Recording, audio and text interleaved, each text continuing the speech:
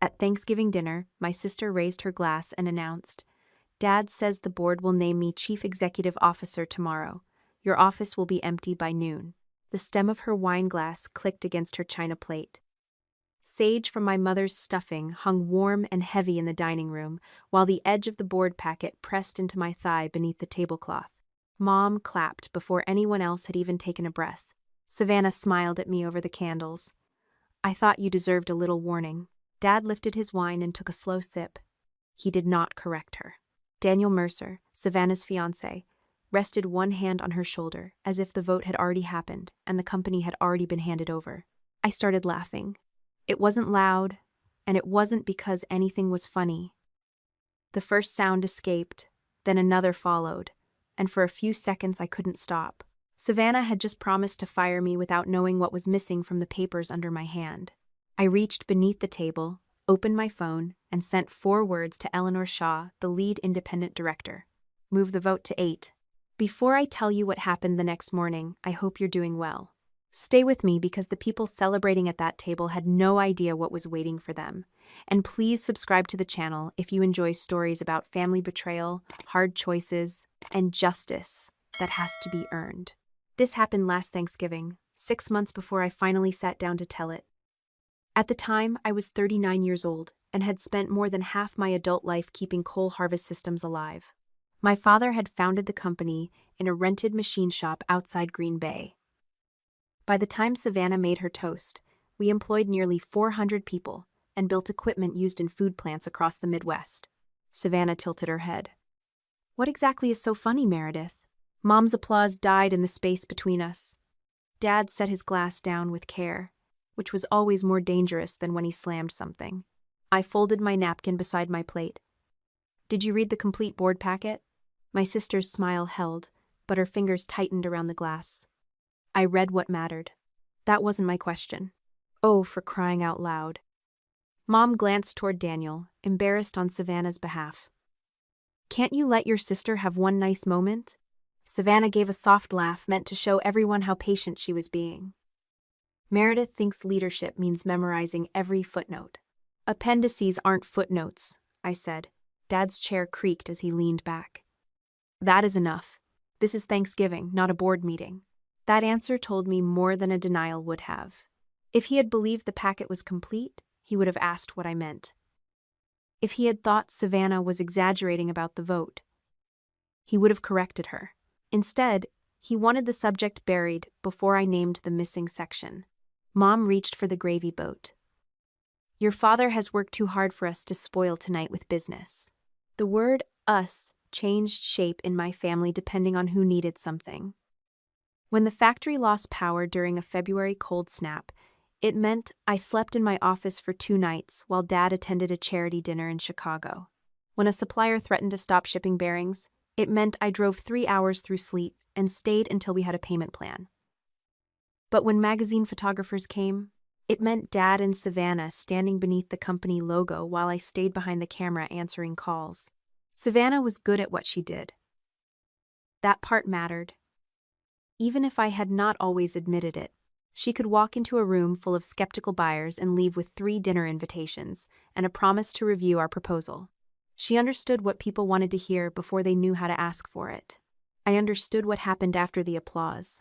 Broken production schedules, late steel, overtime limits, and warranty costs. The difference between a contract that sounded good and one that could keep a plant running. For years, our father had treated those skills as proof that we belonged in separate lanes. Savannah was the future people could admire. I was the person expected to make that future work. She raised her glass again. "To new leadership." Daniel lifted his. Mom raised hers too. Dad did not smile, but he raised his glass as well. I looked down at the packet hidden beneath the tablecloth. Page 42 ended halfway through a paragraph about the proposed sale and leaseback of our main plant. The next page was numbered 50.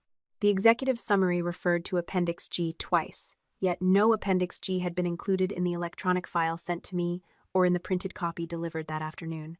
7 pages do not disappear by accident from both versions. I had emailed our corporate secretary just before leaving for Mom and Dad's house. Her reply had been careful. The appendices are being updated by Transaction Counsel. Any final materials will be circulated as appropriate. Those last 2 words mattered. Not when completed, and not to all directors. Only as appropriate. I pulled my red binder from the chair beside me and placed it on my lap. The cover was scuffed at the corners from years of plant meetings. Savannah once called it my security blanket. Maybe it was. Machines failed, people changed their stories, and memories became surprisingly flexible when money entered the room. Paper behaved better. Under the date, I wrote the time and 1 line. Savannah announced Chief Executive Officer result before board vote. Graham did not correct her. Mom watched me write. Must you do that at the table? Yes, I must. Savannah laughed again, but this time no one joined her. Write down that I offered you a graceful exit. You offered to empty my office before you had the authority to do it. I'll have the authority tomorrow. Maybe you will. The words landed harder than I intended. Daniel's hand left her shoulder. Dad pushed his plate away. You've had every opportunity in that company. I didn't say I hadn't. You've been compensated well. I didn't bring up my compensation. Then what is this? His palm opened toward me, taking in my binder, the papers, perhaps my entire presence at his table. What do you want? That was the question he always asked when I disagreed with him. Not whether I was right, not what the numbers showed. What do you want? As though every objection concealed greed. I want the directors to receive the same information before they vote. Daniel shifted in his seat. Barely an inch, but I saw it. Savannah set down her glass. The succession vote has nothing to do with the financing package. I didn't say it did. You keep mentioning the packet. I asked whether you read it. A thin line appeared between her eyebrows. She had answered too quickly, and she knew it. Dad stood and began collecting plates, though he had never cleared a Thanksgiving table in his life. We are done discussing this. Mom touched his sleeve. Graham, sit down. I'll get dessert. No. His voice stayed low. Meredith can decide whether she wants to be part of this family tonight, or whether she wants to cross-examine everyone. There it was, the old exchange rate. Silence bought belonging. I slid the packet back into my bag. I'm not cross-examining anyone. You could have fooled me, Savannah said. For the next 20 minutes, Mom performed normalcy with the determination of someone covering a stain before guests noticed. She served pumpkin pie. She asked Daniel about Christmas travel. She told Savannah that the local paper would love a photograph of 2 generations of coal leadership. No one asked what role I would have in that photograph. My phone remained silent beneath my napkin. Eleanor had not answered. That worried me more than Savannah's toast. Eleanor Shaw did not ignore urgent messages. A former commercial banker in her early 60s, she had joined our board when our lender required stronger independent oversight after Dad's automation acquisition went bad. She spoke slowly, asked plain questions, and had no patience for family theater. If she was not replying, she was either verifying what I had sent or calling counsel. Both possibilities meant the evening had moved beyond a family argument. When dinner finally broke apart, Savannah took Mom into the living room to discuss what she planned to wear for the announcement. Dad disappeared into his study. I carried my coffee into the kitchen because staying seated at that table felt like agreeing to something. Daniel followed me. He closed the swinging door with his fingertips and leaned against the counter. Up close, he smelled faintly of cedar cologne and the bourbon Dad had opened before dinner. You know tomorrow's transaction gives everyone room to breathe, he said. The phrase stopped me. Everyone room to breathe appeared almost word for word in the executive summary on page 12. I set my cup beside the sink. Which everyone? His expression did not change. The company, your family, and employees who need stability. Who is actually behind the acquisition vehicle? Mercer Ridge is advising the Capital Group. That isn't what I asked. The buyer is a special purpose entity backed by institutional partners. Which partners? Daniel smiled, not warmly. You know how these structures work. I know how disclosure works. He picked up a dish towel, folded it once, then set it back down. Savannah wants you involved in the transition. She just announced she'd clear my office by noon. She was celebrating. She was specific. A little irritation reached his voice. You make everything harder than it needs to be. That depends on what you're trying to do. For the first time that night, Daniel looked directly at my bag. Not at me, at the packet inside it. "Do you plan to support the board tomorrow?" he asked. "I plan to read what I'm voting on. The lender waiver expires at noon. So does the letter of intent. If the board delays, people could get hurt." There was the pressure point. Black Friday was not a normal workday for most of the country, and Mercer Ridge's offices would have been nearly empty. But it was also the last business day of the month, and Dad had arranged the transaction so both deadlines fell at noon. Counsel, bankers, and directors had already been told to remain available online. The urgency had been manufactured around a real danger. Daniel stepped closer to the counter. "Sometimes leadership means choosing the available option, not waiting for a perfect one." "Sometimes," I said, "someone hides the other options." The kitchen door swung open behind him. Mom entered carrying 2 pie plates. "There you are." "Savannah wants a family picture before Meredith leaves." "Before Meredith leaves. Not before everyone leaves." Daniel moved aside, his pleasant expression restored so quickly I almost admired it. "We were just talking about tomorrow." Mom's mouth tightened. "I asked everyone not to discuss business." "You asked me not to," I said. Her plates touched the counter with a dull ceramic knock. "Why do you always have to turn things into a fight?" "I asked for 7 missing pages." "You don't even know that anything is missing." "I know how page numbers work." Mom stared at me, then lowered her voice. "Your father is under enormous pressure. Savannah is finally getting her chance. Please don't punish everyone because you're disappointed." She made disappointment sound as though I had been passed over for a better parking space. I picked up my coat from the mudroom. There would be no photograph and no dessert wrapped in foil. Mom stood by the kitchen island with her hands folded, waiting for me to apologize for making her uncomfortable. Savannah appeared in the doorway. "Leaving already?" "I have a meeting at 8. Her smile returned. "So do I." Outside, the air had turned sharp enough to sting the inside of my nose. Frost had begun to silver the edges of Dad's driveway, and the windows behind me glowed with the warm yellow light of a family home that had never felt more like a stage. I sat in my car without starting it and opened the board packet on my phone.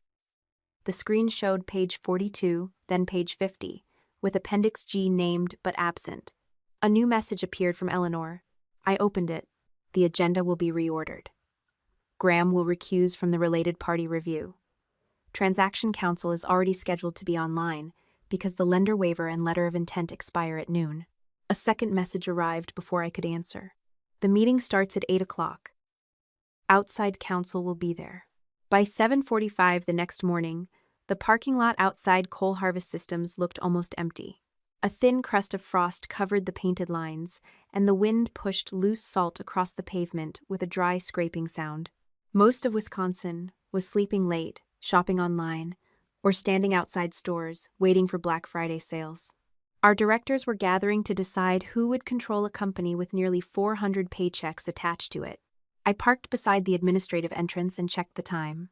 The lender waiver expired at noon, so did the letter of intent supporting the proposed transaction. Graham had chosen the last business day of the month because the deadline made hesitation look reckless. My badge still opened the exterior door. It would not by the end of the morning. The building smelled of burnt coffee and the citrus cleaner the night crew used on the tile. Only half the overhead lights were on.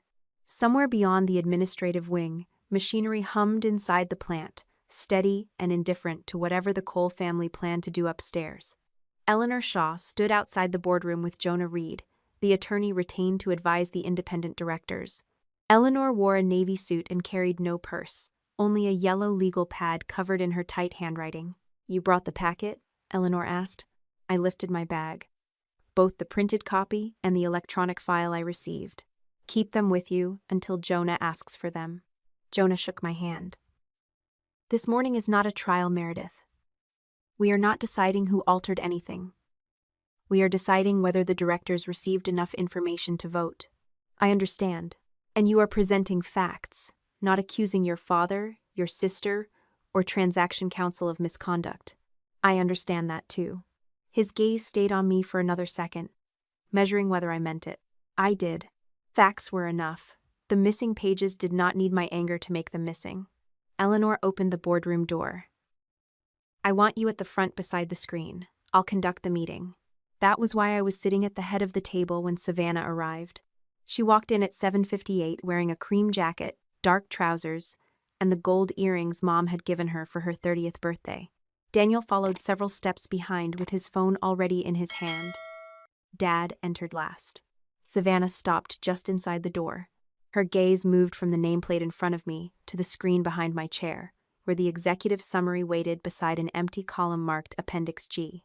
The strap of her leather bag tightened between her fingers. "What is she doing there?" Savannah asked Eleanor. "Meredith is presenting first," Eleanor replied. "Take your seat. This meeting is supposed to begin with the succession vote. The agenda has been reordered." Savannah looked at Dad. "Did you know about this?" His jaw tightened. "Sit down." That answer did not comfort her. 4 independent directors joined by secure video. The representative from our family holding company sat near Dad, flipping through his papers without looking at anyone. Transaction counsel appeared on one screen. The lender's attorney waited on another, his camera off but his name visible beneath a black square. At 8 o'clock, Eleanor called the meeting to order. She did not waste time on Thanksgiving wishes.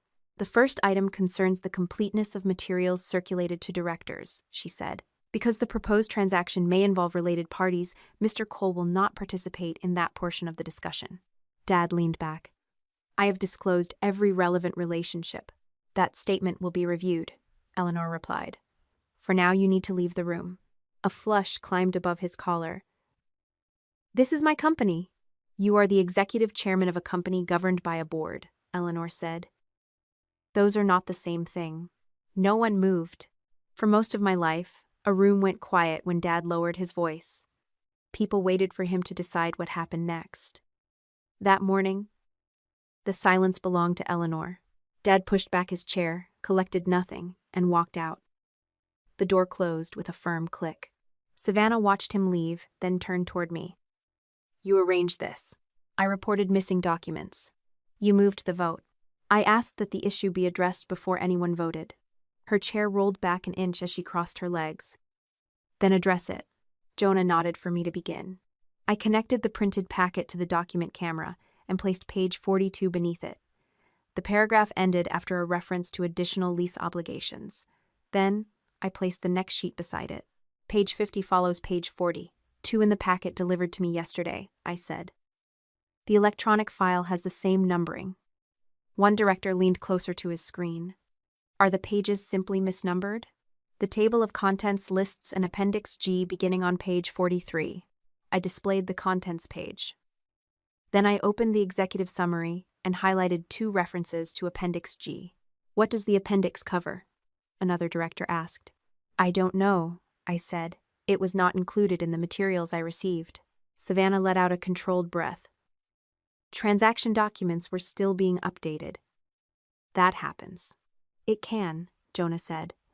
"The question is whether every director received the same version." Transaction counsel cleared his throat through the speaker. "Our office provided a complete set of final draft documents to management on Wednesday evening." "Which member of management?" Eleanor asked. "I'll need to check the delivery record." "Please do that now." The attorney muted himself. Savannah rested both hands on the table. "None of this changes the succession plan.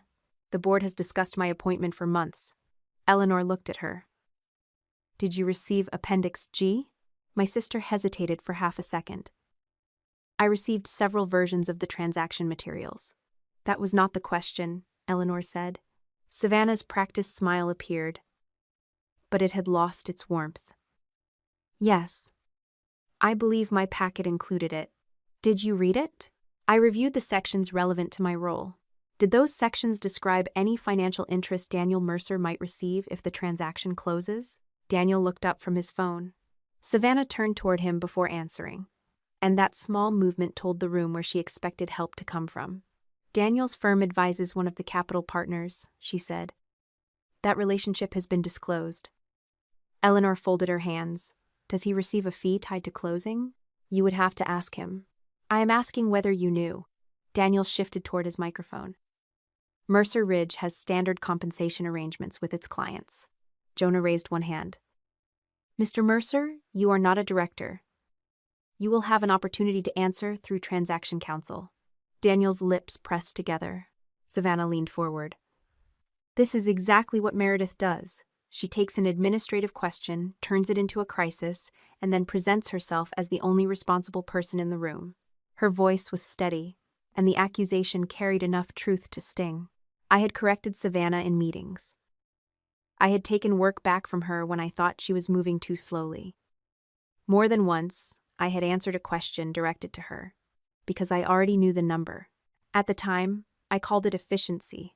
From her side of the table, it had probably looked like I was building a case that she could not function without me. Savannah continued before I could respond. Under my leadership, we regained the Delaney Foods account. We increased qualified sales inquiries, rebuilt our trade show presence, and signed 2 regional service partnerships. Meredith opposed all 3 initiatives. I opposed the original pricing on Delaney, I said. The final contract used the margins my team recommended. And there it is. Savannah opened one hand toward the directors. She cannot allow anyone else to succeed without claiming ownership of it. One of the independent directors, a retired manufacturing executive named Paul Webster, spoke from the screen. Savannah, your commercial record is not the issue before us. It becomes the issue when my sister uses a pagination error to interfere with a leadership decision. 7 pages are more than a pagination error, I said. Savannah looked at me. You don't know what those pages say. No, that is the problem. The transaction attorney returned to the screen. I have confirmed that the complete file was delivered to the executive chairman's office, the president's office, and the corporate secretary. The version downloaded by Meredith Cole was created later. The room changed without anyone raising their voice. Eleanor asked, created by whom? We are checking the audit history. Dad opened the door before anyone invited him back. This has gone far enough. Jonah stood. Mr. Cole, the related party review is still in session. The missing pages concern draft provisions. Nothing was hidden. You were required to remain outside, Eleanor said. Dad ignored her and looked at the directors on the screens. The lender waiver expires in less than 4 hours. If we turn this into an investigation, we put payroll, vendors, and the entire transaction at risk over an unfinished appendix. Then provide the completed appendix, Paul said. Dad's eyes moved toward Savannah. She has it. My sister went still. A second earlier, they had been presenting a united front. Now Dad had placed the missing document in her hands before anyone had established who removed it from mine. Savannah opened her bag and took out a bound packet thicker than mine. She did not look at Daniel when she placed it on the table. Jonah walked around, compared the page count, and removed 7 sheets, beginning with Appendix G. He scanned the first page without reading it aloud. Sale and leaseback obligations, he said. Benefit plan transition language, advisory fee disclosures. Eleanor looked at transaction counsel. Was this appendix part of the material your office considered necessary for board review? Yes. Before any vote on the transaction? Yes. Savannah's voice sharpened. We are not voting on the transaction this morning. We are voting on Chief Executive Officer. Eleanor turned to her. The proposed chief executive has received transaction materials unavailable to another director, has acknowledged a personal relationship with an advisor to the transaction, and has not answered whether that advisor receives compensation upon closing. Those matters cannot be separated simply because the agenda lists them under different headings. Dad planted both hands on the table. You cannot freeze the company because Meredith is unhappy about succession. I closed the red binder in front of me.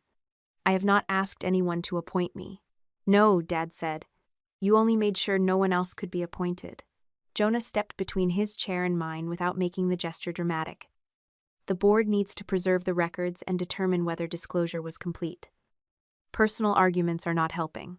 Eleanor called for a short recess. The directors remained connected while Jonah and counsel spoke in a smaller conference room. Savannah stood at the window with Daniel. Their voices low enough that I could not make out the words. Dad paced near the coffee station, checking his watch every few seconds. I stayed at the table.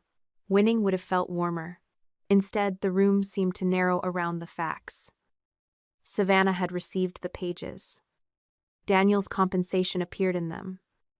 Dad's office had received the original file. None of that proved who created my shortened version, and it did not erase the noon deadline. When Eleanor returned, She remained standing. The independent directors have agreed to form a special committee, she said. The committee will retain outside counsel and forensic support. The succession vote is postponed. Approval of the proposed transaction is also postponed, pending review of disclosure and conflicts. Dad's hand struck the back of his chair. Postponed until when? Until the committee has enough information to proceed responsibly. You may not have a company by then. The committee understands the liquidity risk. Savannah looked toward the screens. Who runs the company while this review happens? Eleanor glanced at Jonah before answering. Graham will step away from transaction-related decisions while the conflict review is active. Dad gave a bitter laugh. And Meredith takes over. How convenient. No, Eleanor said. Meredith raised the concern and may be a witness. Effective immediately, she will be placed on paid administrative leave from her officer duties. Her system access will be suspended while records are preserved. The words were clean and procedural. They still landed like a door closing. I remained a director. I would receive board notices and participate where permitted. But I could no longer enter the systems I had managed the day before. I could not direct plant staff, approve purchases, or call a department head and expect an answer. Savannah's face changed. Not into relief, into calculation. As president, she said, the succession policy names me acting chief executive when the chief executive is unavailable. That authority is limited to ordinary operations, Eleanor replied. You may not close the transaction, dispose of assets, obtain new financing, alter executive compensation, or interfere with the committee. Savannah nodded as though the restrictions were details someone else could manage. Dad looked from her to me, then gathered his papers. This board will regret today. Eleanor did not answer. Jonah handed me a written notice describing my leave and preservation obligations. Do not access company systems, request documents from employees, or contact potential witnesses about their testimony. Retain independent counsel. I will. Savannah watched me sign the acknowledgement. By 10:30, the vote had been postponed, the transaction had been frozen, Dad had been removed from the part of the company he cared about most, and my own authority had vanished with his. The office would not be empty by noon because Savannah had won her vote. It would be empty because the investigation required me to leave it. I returned to my floor with a human resources representative beside me. Employees looked up as we passed, then dropped their eyes to their screens. I took my coat, my framed photograph of the first production line, and the red binder Jonah had already reviewed. Savannah waited near the elevator. No directors stood behind her now. Daniel and Dad were gone. For a moment, it was only the two of us beneath the fluorescent lights. You made quite a show of sitting in Dad's chair, she said. It wasn't his chair. Her mouth tightened. You still think this was a victory? I think the board is finally asking the right questions. The elevator doors opened. I stepped inside and turned to face her. Savannah held the door with one hand. You moved the vote, she said. You didn't stop me. The elevator carried me down in silence while Savannah remained on the 4th floor, one hand still resting against the open door until the panels slid between us. By the time I reached the lobby, my badge had stopped opening interior doors. The administrative entrance still released from the inside. But the small green light beside the reader had turned red when I tested it. Human resources had moved faster than I expected. My name remained etched on the office directory behind the reception desk, though every system that mattered had already begun treating me like a visitor. Outside, the wind had strengthened. It pushed against my coat as I crossed the parking lot with the red binder under one arm and the framed photograph tucked inside a cardboard file box. Through the glass wall above me, I could see the corner of the executive floor. Savannah had promised my office would be empty by noon. She had missed the deadline by 23 minutes. That did not make leaving easier. My phone rang before I reached my car. The caller identification showed Marcus Hill, our plant manager. I let it ring once, then answered. Marcus, what the hell happened up there? His voice competed with machinery in the background. Savannah just sent a notice saying you stepped away during a strategic review. I was placed on administrative leave. Did you resign? No. Are you coming back?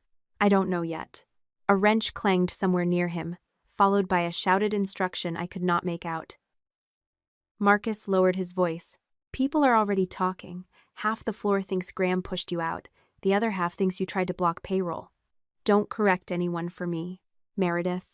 The committee has started an investigation.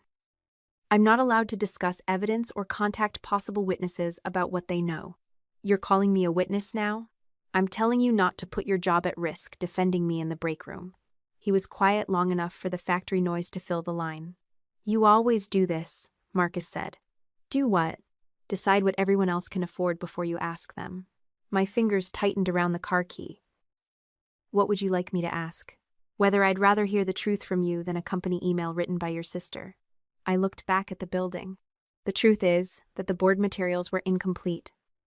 The vote was postponed, and I was removed from operations while the committee reviews what happened. Anything beyond that has to come from council. That all? That is everything I can say. Marcus exhaled through his nose. Then say that when people ask. Don't disappear and let Savannah write the whole story. The call ended before I could answer. He was right, but being right did not give me permission to speak. Savannah's message reached my personal email 11 minutes later. The subject line read, Leadership Continuity Update. Team, this morning, the board began a routine review connected to our ongoing strategic transition. Meredith Cole has temporarily stepped away from her operational responsibilities after raising questions regarding certain transaction materials. During this period, I will serve as acting chief executive officer and will work closely with department leaders to protect jobs, maintain customer commitments, and keep Cole Harvest moving forward. We understand that change can create uncertainty. Please avoid speculation and direct any questions to corporate communications. Our people deserve stability, and that will remain my first priority. Savannah Cole, acting chief executive officer. Every sentence was technically defensible. Together, they told a different story. I had raised questions, then stepped away. Savannah had remained to protect jobs. Speculation threatened stability. Anyone reading quickly would assume the problem began with me. No accusation, no lie clear enough to challenge. Just a clean arrangement of facts, designed to point in one direction. I sat inside my car with the engine off and read the message twice. Then I forwarded it to a lawyer. Her name was Rebecca Sloan, and she had represented 2 executives in a governance dispute involving a family-owned manufacturer near Milwaukee. Eleanor had not recommended her. That mattered. The special committee's attorney represented the independent directors, not me, and I needed someone whose only duty was to protect my position. Rebecca called before I reached home. I've reviewed the leave notice and Savannah's email, she said. Her voice was brisk, with none of the soft reassurance people sometimes mistake for kindness. Do not respond to the company message. I wasn't planning to. Do not contact employees about the transaction, ask anyone to preserve documents on your behalf, or accept company files through personal email. I understand. Do you have company material at home? My red binder. Personal notes from meetings. Jonah reviewed it before I left. Anything else? A printed board packet and the electronic version sent to my board account. As a director, you may have a You may have a right to retain board materials, but we will confirm that before you open anything. Until then, do not annotate, copy, or forward them. The binder sat on the passenger seat beside me. For years, it had been where I wrote down production failures, supplier promises, meeting dates, and the exact language people used when they expected memory to become negotiable. Now even touching it required caution. Rebecca continued. The committee may interview you next week. Answer only what you know. If you are unsure, say you are unsure. Do not fill silence because it makes you uncomfortable. I don't fill silence. You ran operations for a family business. I'm willing to bet you've spent 20 years filling every kind of silence. That ended the argument. By Saturday morning, my company phone no longer connected to email. My calendar disappeared first, then the internal messaging app, then the production dashboard I had checked before breakfast almost every day for 9 years. I poured coffee and reached automatically for a screen that no longer existed. The house was too quiet without the factory in it. No overnight maintenance report. No list of delayed shipments. No message from Marcus about a bearing failure on line 3. I had spent years complaining that work followed me home. Yet once it stopped, I kept listening for it. Rebecca sent me a written set of rules before 9. I could speak with my lawyer. I could organize personal records already in my lawful possession. I could not direct employees, collect testimony, log into company systems, or tell anyone what to say. So, I built a timeline. Not from hidden files or favors. From what I had received as an officer and director before the leave began, along with notes Jonah had permitted me to retain. Wednesday evening, Transaction Counsel delivered the complete materials to Dad's office, Savannah's office, and the corporate secretary. Thursday afternoon, a shorter electronic packet appeared in my board account. Thursday evening, Savannah announced the outcome of a vote that had not happened. Friday morning, her packet contained Appendix G. Mine did not. Those facts fit on one page. The question they raised did not. I opened the red binder to my Thanksgiving notes. Beneath Savannah's announcement and Dad's failure to correct her, I had written another line shortly before leaving for dinner. Lillian asked whether the employer match continues after leaseback. I had no leaseback documents. Lillian Park had directed benefits for 6 years. She was careful with language, careful with employee privacy, and almost impossible to rattle. On Thursday morning, she had appeared at my office door holding a legal pad against her chest. "Do you have a minute?" she had asked. "For you, yes." Lillian closed the door but remained standing. "I'm reviewing transition questions for the benefits communication." "What transition?" Her grip shifted on the legal pad. "The proposed leaseback." I turned away from my production schedule. "What leaseback?" She stared at me. That pause lasted no more than 2 seconds, but Lillian was not a woman who lost track of a conversation. "I may be ahead of the final documents," she said. "My question was whether the employer match continues through the transition period." "Why wouldn't it? I was hoping you could confirm that it does. Send me the clause you're reviewing." Her gaze moved toward the glass wall separating my office from the hallway. "I should check with legal first." She left without sending anything.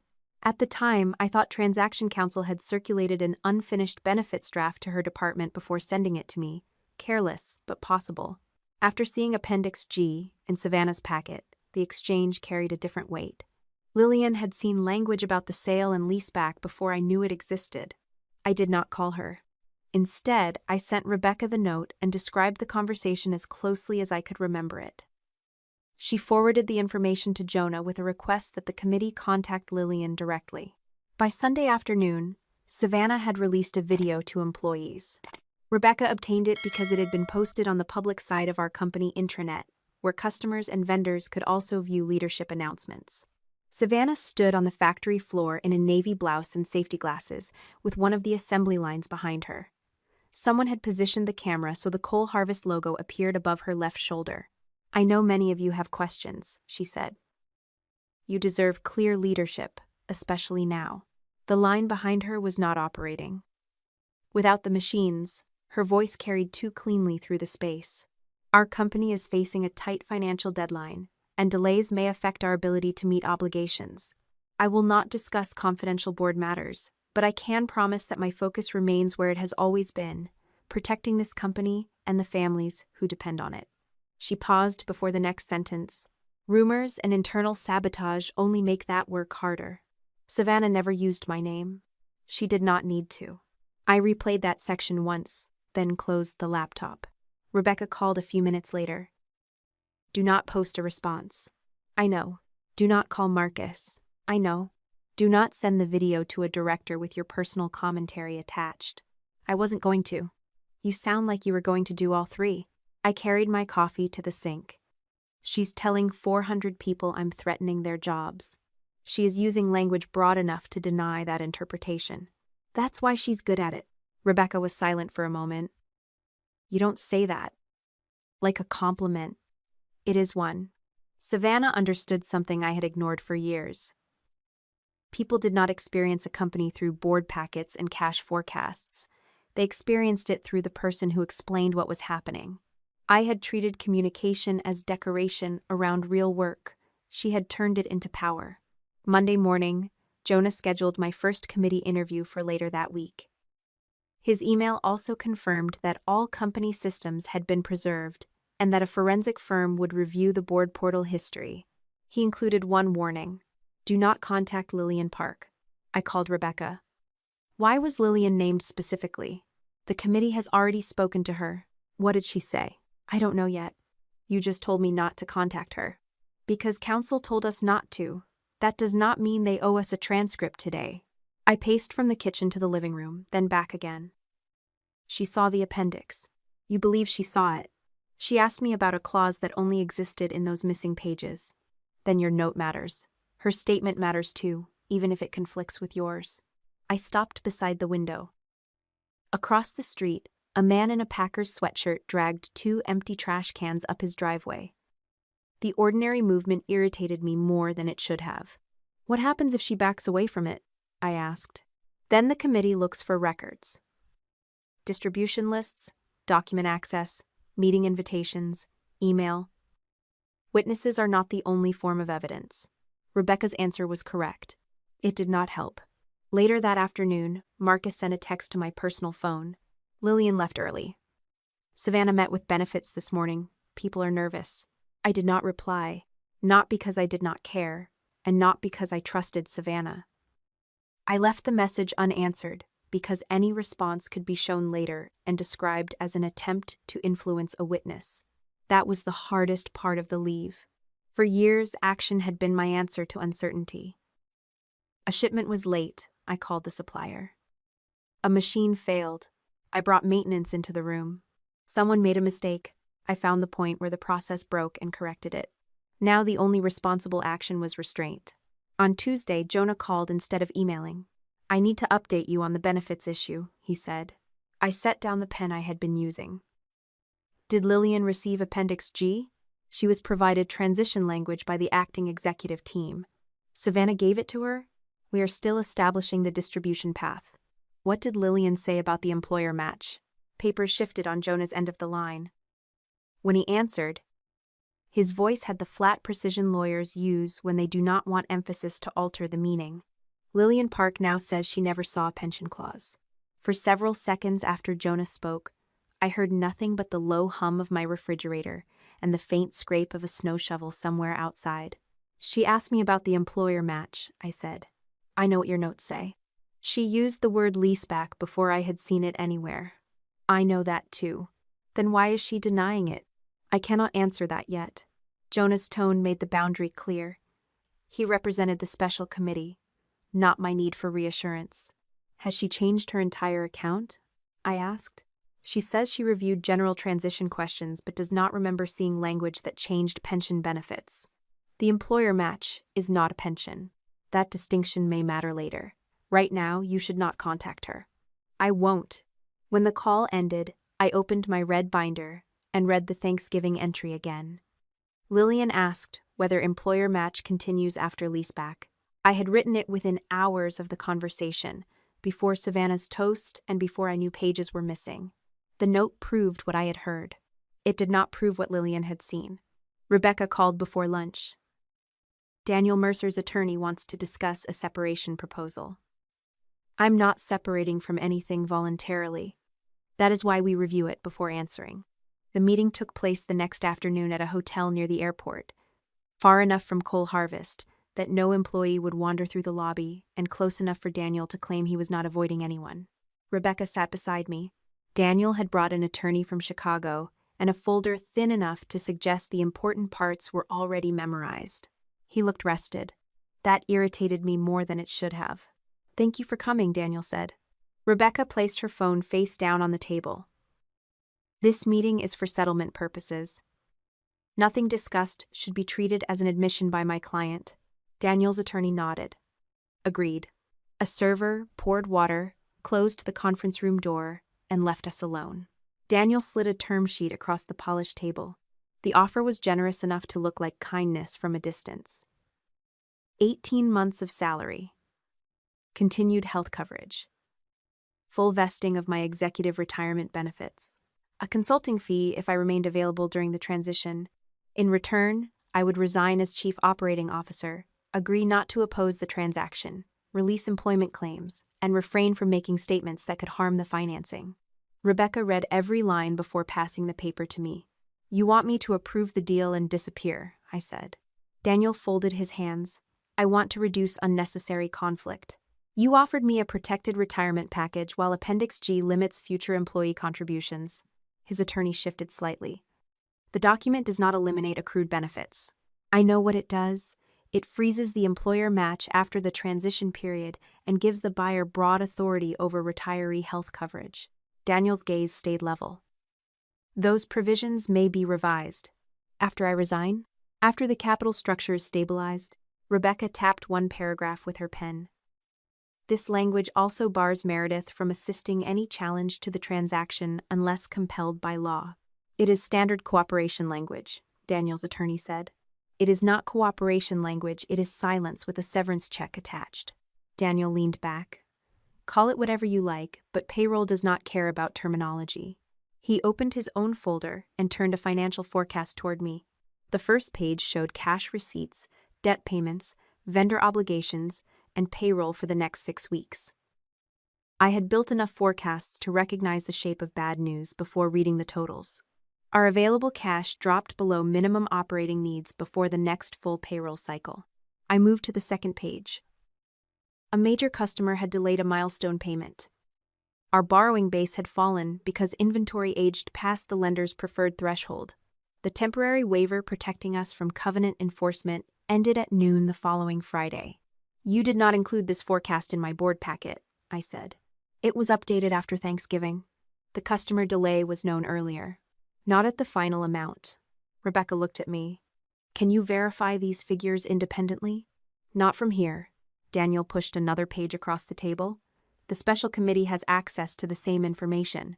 You expect me to trust a forecast provided by the people asking me to waive objections.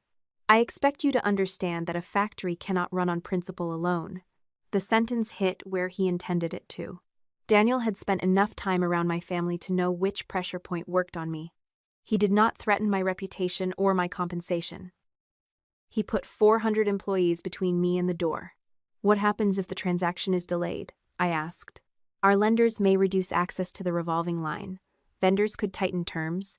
Management would have to prioritize essential payments. Would payroll be missed? His attorney answered first. No one can predict a lender's response. Daniel did not look away. It is possible. Is it likely? If the waiver expires without credible replacement financing, yes. The room went quiet. I studied the cash forecast again. One supplier payment could be stretched. Another could not. Payroll taxes had fixed dates. Health insurance premiums were due early the following week. The numbers did not feel invented. They felt familiar, which was worse. This was the kind of shortfall I had spent years preventing before anyone else knew it existed. Daniel watched me read. The transaction is not perfect, he said. No rescue financing is, but it keeps the company open and releases Graham's guarantee. His eyes changed for less than a second. Your father's guarantee is part of the existing credit structure, Daniel said. That was not an answer. It is one component of several obligations being resolved. Does your firm receive a fee if the deal closes? Mercer Ridge is compensated for advisory work. Does your compensation increase if the deal closes before the waiver expires? His attorney interrupted. We are not here to discuss Mr. Mercer's personal compensation. Daniel placed one hand on the folder. The company needs capital. My incentives do not change that. No, I said. They only explain why you keep calling your preferred option the only one. His pleasant expression thinned. Do you have another option? I had none ready. Not one that could be signed, funded, and accepted by the lender in time. Rebecca closed the term sheet. My client will not respond today. Daniel stood. Take 24 hours. She will respond through counsel, Rebecca said. At the door, he looked back at me. Every day this drags on makes the outcome worse. At some point, opposing the transaction stops being caution and becomes a decision to let the company fail. I waited until he left before speaking. He believes that. Rebecca gathered the papers. That does not make him right. It makes him more dangerous. She looked at the forecast. It also means you need to find out whether the cash problem is real. The special committee granted my advisor limited access to a restricted data room that evening. I was not allowed to search internal email or employee files, but I could review financial materials relevant to the proposed transaction and respond to the settlement offer. By midnight, I had confirmed enough. The customer delay was real. Inventory eligibility had dropped. We were close to breaching the lender's minimum liquidity requirement. Some assumptions in Daniel's forecast were aggressive, but the central problem remained. Cole Harvest was running out of room. The next morning, Marcus called Rebecca instead of me. She joined the call and reminded both of us that we could discuss operations only within the scope approved by the committee. "I need to know whether the plant is in danger," Marcus said. I looked at the cash schedule on my screen. Yes. No one spoke for a moment. "How bad?" he asked. "If the waiver ends and the revolving line tightens, management may have to delay vendor payments and restrict production." "Payroll? I can't promise it is protected." Marcus swore under his breath. "The proposed transaction would provide cash," I continued. "But the terms transfer the plant into a leaseback, reduce future benefit commitments, and create incentives that were not fully disclosed. So, blocking it could hurt people and approving it could hurt people. Yes, that is a hell of a choice. It is not the only choice yet. Do you have another one? Not one I can put in front of the board today." His voice hardened. "Then stop talking like the answer is already obvious." He sat back. Marcus had worked for Cole Harvest longer than Savannah had been out of college. He had defended me in meetings and challenged me on the floor. He cared about the company, but he had never mistaken loyalty for obedience. "I thought stopping the vote would protect everyone," I said. "It protected us from one deal. That is not the same thing." "I know. Do you?" The question stayed between us. After the call, I walked through my kitchen and opened a cabinet without knowing what I wanted. Coffee, perhaps. Something to do with my hands. For years, I had been the person who arrived with answers. When I lacked one, I worked until I had it and told no one about the hours in between. That habit had kept production moving. It had also taught people to wait for me rather than help build the solution. Now I needed a plan, and I needed other people to help create it. Before I could call Rebecca, a company-wide town hall appeared on Cole Harvest's public video page. Savannah stood in the main assembly area with Marcus and several department heads behind her. Marcus looked as though he would rather be anywhere else. "My responsibility is to protect jobs and customer commitments," Savannah told the employees gathered around the line. "We are working under a tight financial timeline, but I remain confident that decisive leadership can keep this company stable." A worker asked whether the plant was closing. "No closure decision has been made," Savannah said. Another voice called out, "Are we getting paid next week?" Savannah paused just long enough to show that she had expected the question. "Our current plan protects payroll," she replied. "What puts payroll at risk is delay." The camera angle widened. Employees exchanged looks. Savannah continued. "Certain directors have questioned the financing without presenting a funded alternative. They have every right to ask questions, but questions do not pay wages." Again, she did not use my name. Again, she did not need to. Marcus shifted behind her. The movement was small, but I knew him well enough to see the objection he was swallowing. The video ended with Savannah promising another update within 48 hours. My phone rang almost immediately. Eleanor's name appeared on the screen.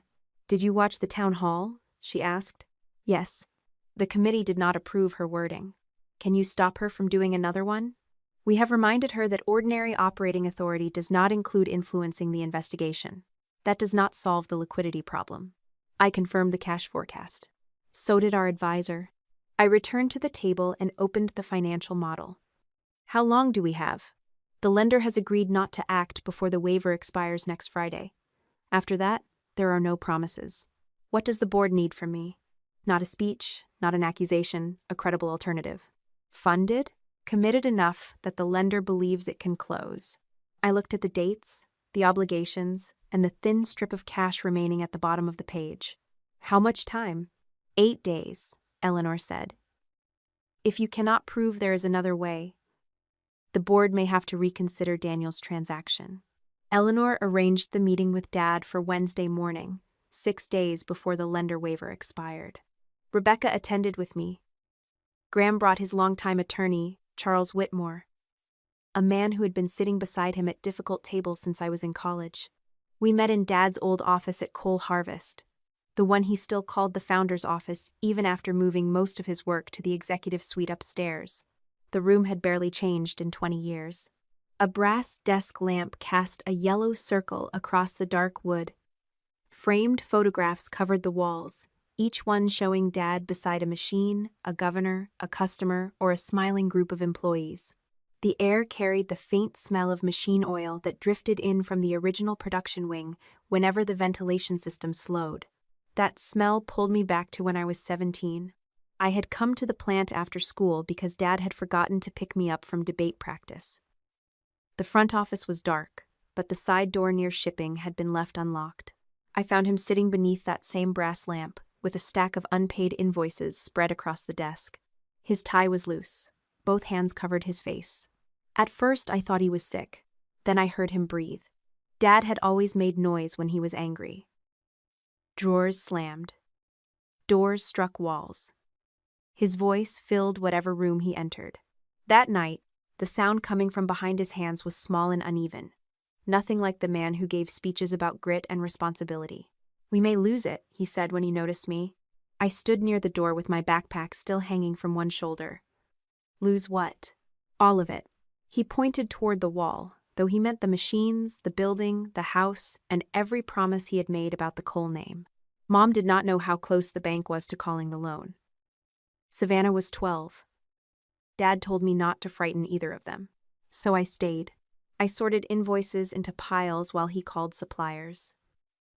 I wrote down payment dates and listened as he promised people money we did not yet have. At midnight, he bought 2 candy bars from the vending machine and told me I was the only person in the family strong enough to understand. That sentence became a job I carried for the next 22 years. Sitting across from him on Wednesday morning, I could still see the corner of the desk where I had stacked those invoices. Dad noticed where I was looking. "You remember," he said. Rebecca opened her legal pad. "We are here to discuss the proposed transaction and Mr. Cole's request for Meredith's cooperation." Charles nodded. "Graham would like to speak plainly before we address documents." Dad rested his forearms on the desk. Without the boardroom, the directors, or Savannah beside him, he looked older than he had at Thanksgiving. Gray showed along his jaw, and the skin beneath his eyes had the dull color of someone who had not slept. "The automation acquisition was a mistake," he said. It was the first time I had heard him use that word.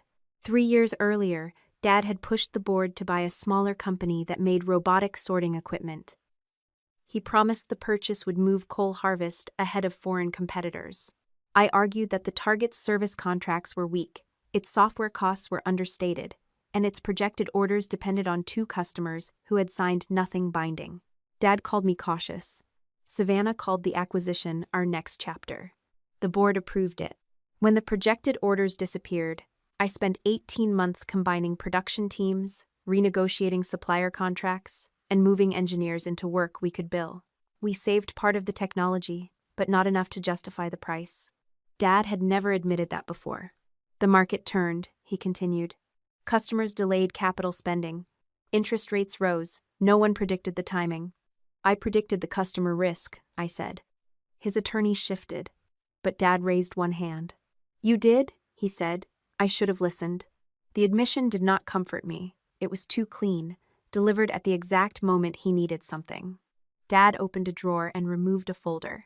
"The acquisition debt weakened our covenants. Then Delaney delayed its payment, and inventory aged beyond the borrowing formula. We are days away from losing access to the revolver. I have seen the cash forecast. Then you understand what happens if the lender acts. I understand what could happen. Payroll becomes uncertain. Vendors tighten terms. Customers hear rumors and move their orders. Once that starts, no board committee can stop it." Rebecca glanced at me but did not interrupt. Dad's fingers pressed against the folder. "Daniel brought us a transaction that solves the immediate problem. It is not the structure I would have chosen in better circumstances, but better circumstances are not available. The structure releases your personal guarantee," I said. Charles answered before Dad could. "The guarantee is part of a broader refinancing. Does it get released at closing?" "The final allocation remains subject to documentation." Dad leaned forward. You are focusing on one provision while 400 families are waiting to see whether their checks clear. There it was again. The factory placed between us, like a hostage neither of us was allowed to name. What do you want me to do? I asked. His shoulders lowered, as though my question meant I was finally becoming reasonable. End the investigation. I cannot end a special committee investigation. You can tell Eleanor the missing appendix was an administrative mistake and that you no longer object to the transaction. That would not make it true. You do not know it was deliberate. I know Savannah had the complete packet. I know mine was created later. I know Daniel's compensation was not fully disclosed to me. Dad's palm struck the folder. Not hard enough to sound like anger, but hard enough to stop me. Daniel's fee does not change the company's need for cash. It changes whether he is a neutral advisor. No one in a transaction is neutral. Directors are still entitled to know who gets paid. Dad stood and walked toward the window. Beyond the glass, the original factory roof stretched toward the newer assembly wing. Steam rose from a vent and vanished into the gray morning. I built that plant when banks would not return my calls, he said. I put our house up as collateral. I signed my name when no one else would. And now everyone else is being asked to protect you from that signature. He turned. You think this is about my money?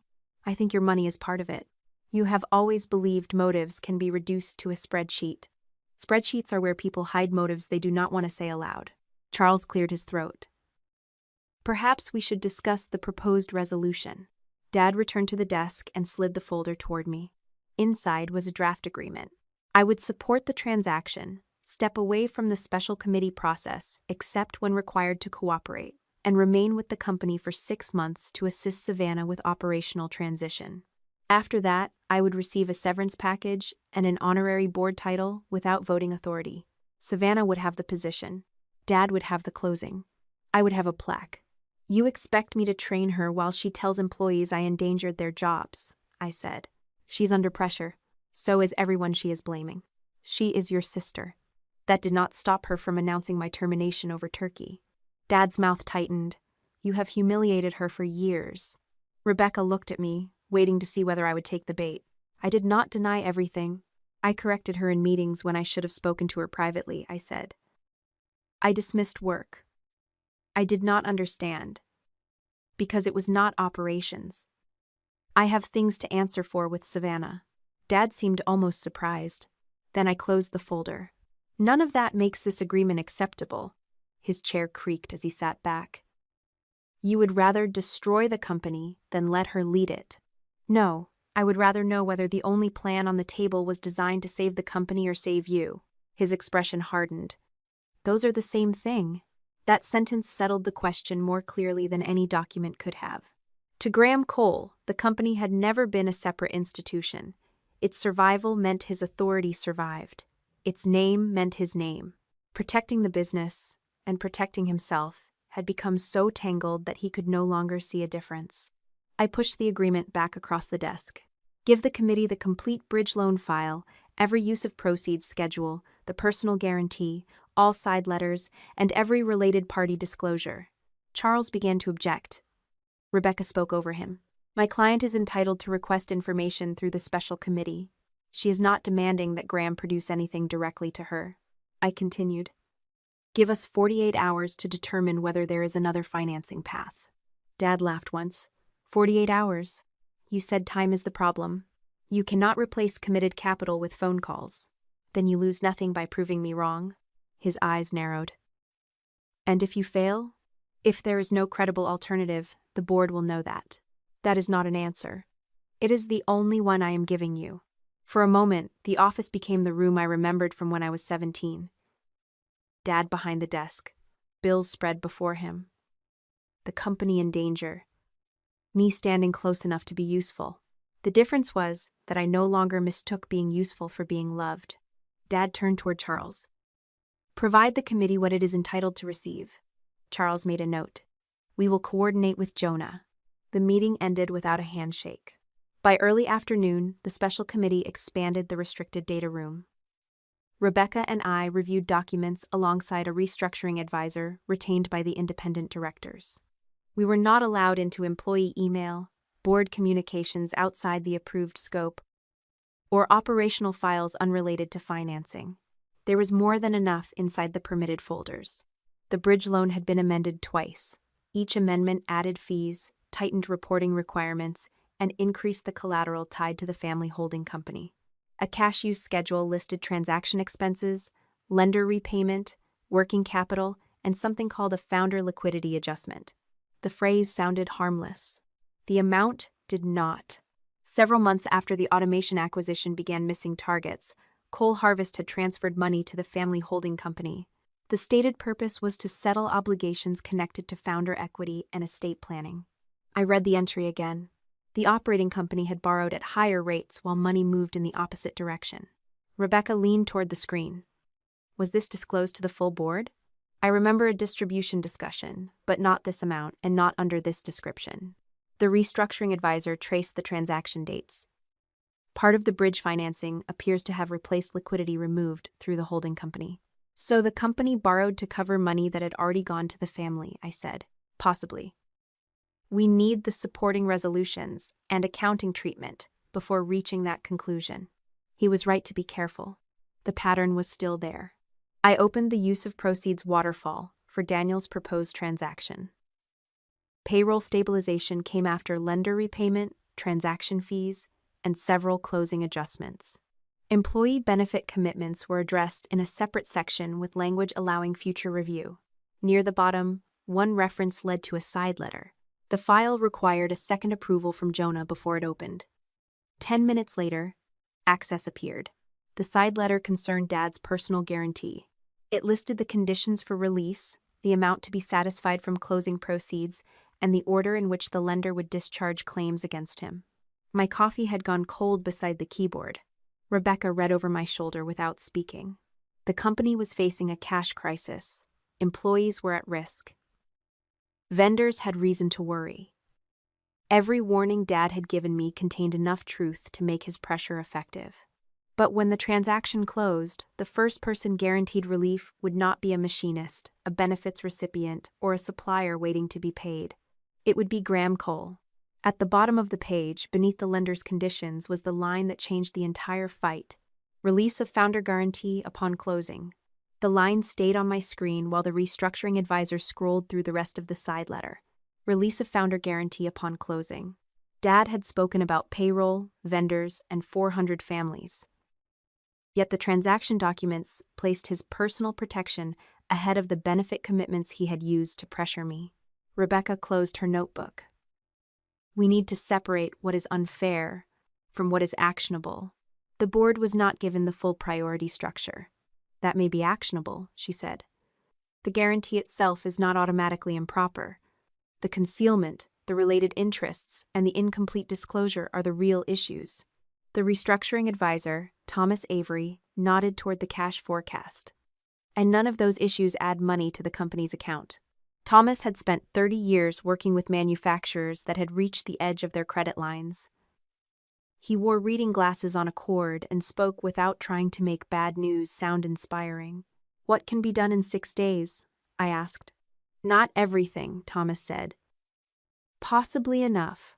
I had spent most of my career solving problems by taking them apart and assigning each piece to myself. That morning, the old instinct returned before I could stop it. I reached for the customer schedule, the vendor list, the real estate file, and the borrowing report at the same time. Thomas placed one hand over the customer schedule. You cannot run every work stream, he said. I know these relationships. Then tell us which ones matter, and let the right people handle them. I am the right person for some of them. For some, he agreed, not all. Rebecca watched me over the top of her glasses. This is where you practice not becoming your father. The remark was sharp enough to work. We built a small team under the special committee's authority. Thomas would handle the lender and cash model. An interim chief financial officer would verify assumptions and prepare daily liquidity reports. Marcus would test what production could pause without breaking customer contracts. I would speak only with customers and suppliers approved by counsel, and every communication would be documented. No secret promises, no favors exchanged in hallways, no money moved because someone trusted the Cole name. The first customer on our list was Delaney Foods, the same account Savannah had used as proof of her leadership. She deserved credit for getting them back to the table. The final pricing and delivery structure had come from my team, but without her relationship work, there would have been no contract to improve. Their chief procurement officer, Alan Pierce, joined a call with Thomas, Rebecca, and me that afternoon. "I am not asking Delaney to rescue us," I told him. "That is a reassuring opening," Alan said. "I am asking whether you would consider an advance payment on the spring equipment order in exchange for a modest discount and guaranteed production priority." "How modest?" I gave him the range Thomas had approved. Alan remained quiet while paper moved on his side of the call. "You are asking us to pay before final factory acceptance. For a portion of the order, not the full amount. The payment would be held under agreed milestones." "Is Cole Harvest insolvent?" "No," Thomas said. "The company is facing a short-term liquidity constraint tied to lender covenants and transaction timing." Alan gave a dry laugh. "That is banker language for a very unpleasant week." "It has been an unpleasant week," I said. "Does Savannah know you are calling?" The special committee authorized the call. Another pause followed. Alan finally said, "Delaney came back because Savannah rebuilt the relationship. We signed because your team made the contract workable. I am not interested in being pulled into a family war." "Neither am I." "That answer would carry more weight if your last name were different." He was not wrong. We did not receive a commitment that day. Alan agreed to review a letter of intent for a limited advance if the lender accepted the structure and our production schedule remained protected. A letter of intent was not cash. It was still more than we had that morning. The second customer declined before I finished the proposal. Their chief financial officer said they could not explain an early payment to their audit committee. I thanked her and ended the call without asking for a personal favor. The old Meredith would have called again after hours and tried a different angle. The version of me sitting beside Thomas wrote no beside the customer's name and moved on. Marcus joined us by video that evening from the plant conference room. The noise behind him came and went as doors opened to the factory floor. "I reviewed all active orders," he said. "We can pause line 4 for 3 weeks without missing a committed shipment, but the installation contractors assigned there will not have work." "How many?" I asked. 14. The number sat heavily on the call. "What about moving them to line 2? I asked. "Line 2 does not need 14 people. Maintenance backlog? Maybe 4 positions for 2 weeks. After that, no." Thomas wrote the figures into the model. "What does the pause save?" Marcus gave him the amount. It helped. It did not solve enough. "What else?" I asked. "We freeze new hiring, stop weekend overtime except on customer-critical orders, and delay the expansion project. The expansion contractors have already purchased materials. Then we pay the cancellation charge or spend 10 times more continuing a project we cannot fund." I leaned back in my chair. Savannah announced that the current plan protects jobs. Marcus's mouth pulled to one side. "Her plan protects this month's payroll by signing away the next few years. And ours cuts contractors immediately." "Yes." He did not soften it for me. There was no clean rescue hidden behind the wrong one. Every path costs someone money, work, security, or pride. The difference was whether those costs were disclosed, and whether the people choosing them also gave up something. The following morning, we spoke with Hartwell Steel, our largest domestic supplier. Their vice president, Denise Carter, had negotiated with me through 3 price increases and 1 rail strike. She had never mistaken a friendly relationship for free credit. "You are already at 45 days, Denise said. "My board will not accept 60 without protection." "What protection do you need?" I asked. "A lender-approved restructuring agreement, weekly cash reporting, and confirmation that Graham Cole no longer controls payment priority." The last condition surprised me less than it should have. "Why Graham specifically?" Thomas asked. Denise took a breath. 2 years ago, he promised our chairman that the automation acquisition would increase volume by 30%. We extended terms based on that forecast. The volume never came. "I did not know he made that promise," I said. "You were the one who called afterward and worked out the repayment schedule." There it was again. Dad made the promise. I repaired the relationship. Everyone remembered my competence and forgot why it had been necessary. "If the independent directors approve a restructuring agreement and provide the reporting you requested, would Hartwell extend new invoices to 60 days for 3 months? I asked. "New invoices only," Denise said. Existing balances stay on their current schedule. That would help. It would not be charity. I would not ask for charity. Denise's voice eased slightly. Send the terms through counsel. By noon, we had a conditional supplier extension. Thomas refused to let anyone celebrate it. We still need collateral and cash, he said. The real estate file contained our next possibility. Cole Harvest owned an old distribution warehouse 12 miles from the plant and 19 acres beside it that had never been developed.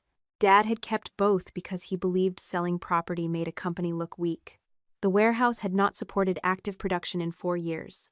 An industrial buyer submitted an expression of interest within a day. The price was lower than the value Dad had carried in his speeches, but close to the independent appraisal. Closing would take weeks, not days, so the buyer offered a smaller deposit if the board granted an exclusive review period. Thomas added the deposit to the short-term model, and the projected sale proceeds to the lender presentation. The numbers improved. They did not become comfortable. On Friday afternoon, the interim chief financial officer completed a revised plan. We gathered in a conference room at Rebecca's office because I was still barred from Cole Harvest systems and facilities except through approved meetings. The plan covered the next 30 days if every condition held.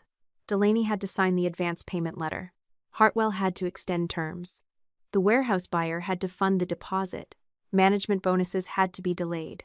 Hiring had to stop. Line 4 had to pause. Dad's shares had to be pledged. The lender had to agree not to enforce the covenant breach. I read the page twice. What happens to the employer match? Thomas pointed to the benefits line. The plan keeps it during the standstill period.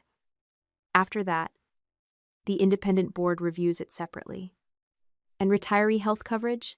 Unchanged during the first 30 days. No promises beyond that until the full restructuring is modeled. Marcus joined by video again. Tell me how many people lose work under this version. The 14 contractors on line 4 are most exposed, I said. We can move 4 into temporary maintenance assignments. The others may not have hours after the current week. What about salaried staff? No layoffs in the first 30 days, but open positions remain unfilled and executive bonuses are deferred. Deferred or canceled? Thomas answered. Deferred until minimum liquidity is restored. The board may later cancel them. Marcus looked at me. Including yours?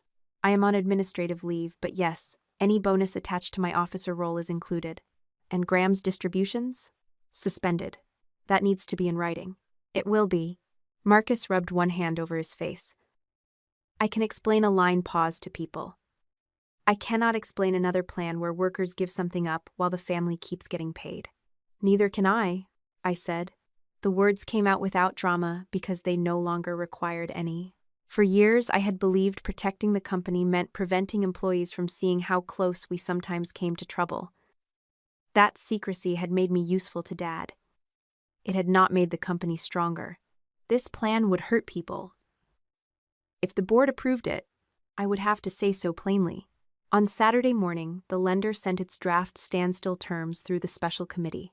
The bank would suspend enforcement for 30 days if the board approved independent restructuring oversight, provided weekly liquidity reporting, pledged certain family shares, and transferred voting authority over those shares to a restructuring trustee during the standstill. Dad would keep legal ownership unless the agreement failed. He would not keep control. I read that condition several times, then called Thomas. Will Graham agree to the proxy? I asked.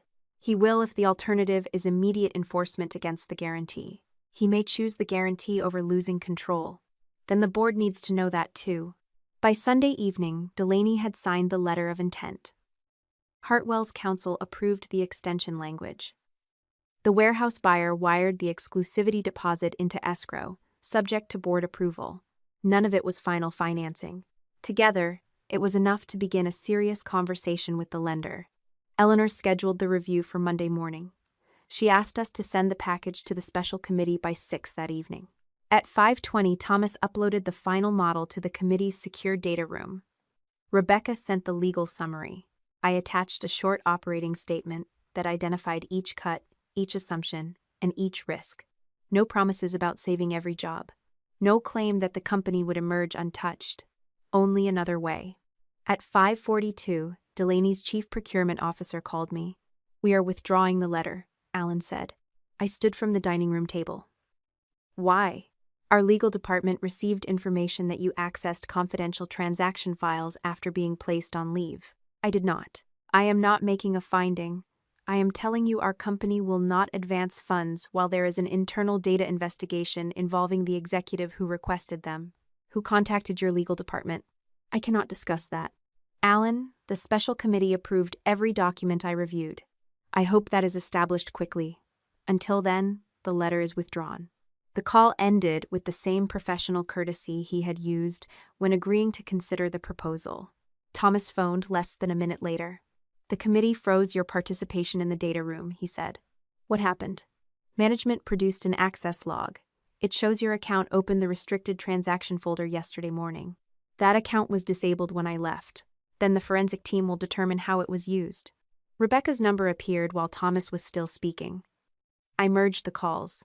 Do not contact anyone at the company, Rebecca said. Do not contact Delaney again. Preserve every device you have used since the leave began. I never entered the system. I believe you. That is not the same as proving it. The rescue package remained open on my laptop, missing its largest customer commitment. 6 days of work had narrowed the gap enough to give the company another path. And one access record had pushed that path to the edge. Jonah called at 6:12. His tone was formal. Meredith, your company account accessed the transaction folder yesterday morning. Meredith, your company account accessed the transaction folder yesterday morning, Jonah said. I kept one hand on the dining room table because it gave me something solid to press against. The rescue model remained open on my laptop, but Delaney's letter had already been removed from the latest version. Without that advance payment, our alternative plan no longer covered the full liquidity gap. What time was the access? I asked. 10:14. I was here. Can anyone confirm that? Rebecca called me at 9:40. Thomas and I were on video from 10:30 until almost noon. That leaves a gap. I did not enter the system. I am not making a conclusion tonight, Jonah said. The committee has placed the data room on hold while the forensic team reviews the access. Do not turn off, reset, update, or delete anything on your devices. You already have my work laptop. We will need your personal laptop and phone as well. Rebecca answered before I could. We will arrange a limited forensic review under written protocol. You are not getting unrestricted access to privileged communications. That is acceptable, Jonah replied. I will send the proposed terms. The call ended, and my kitchen seemed to hold the silence afterward. 6 days earlier, I had walked out of Coal Harvest under investigation because I reported missing documents. Now a log suggested I had broken back into the same files I was accused of mishandling. Thomas spoke first. The plan is not dead. Delaney withdrew. They paused. There is a difference. They will not restore the letter while my name is attached to a data breach.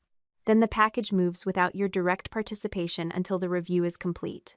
The old part of me wanted to argue that no one else knew the customer terms, the production risks, or the supplier history well enough. The thought formed quickly and sounded familiar enough to make me stop. Thomas had warned me not to run every work stream. Marcus had told me I decided what other people could handle before asking them. If the plan collapsed simply because I was removed, then I had built another weak system around one person. Take my name off the customer calls, I said. Let the interim chief financial officer present the model. Rebecca looked toward me. Are you sure? No, but do it. That night, I placed my phone and laptop on the dining room table and did not touch them again. Rebecca arrived early Monday with a courier from the forensic firm.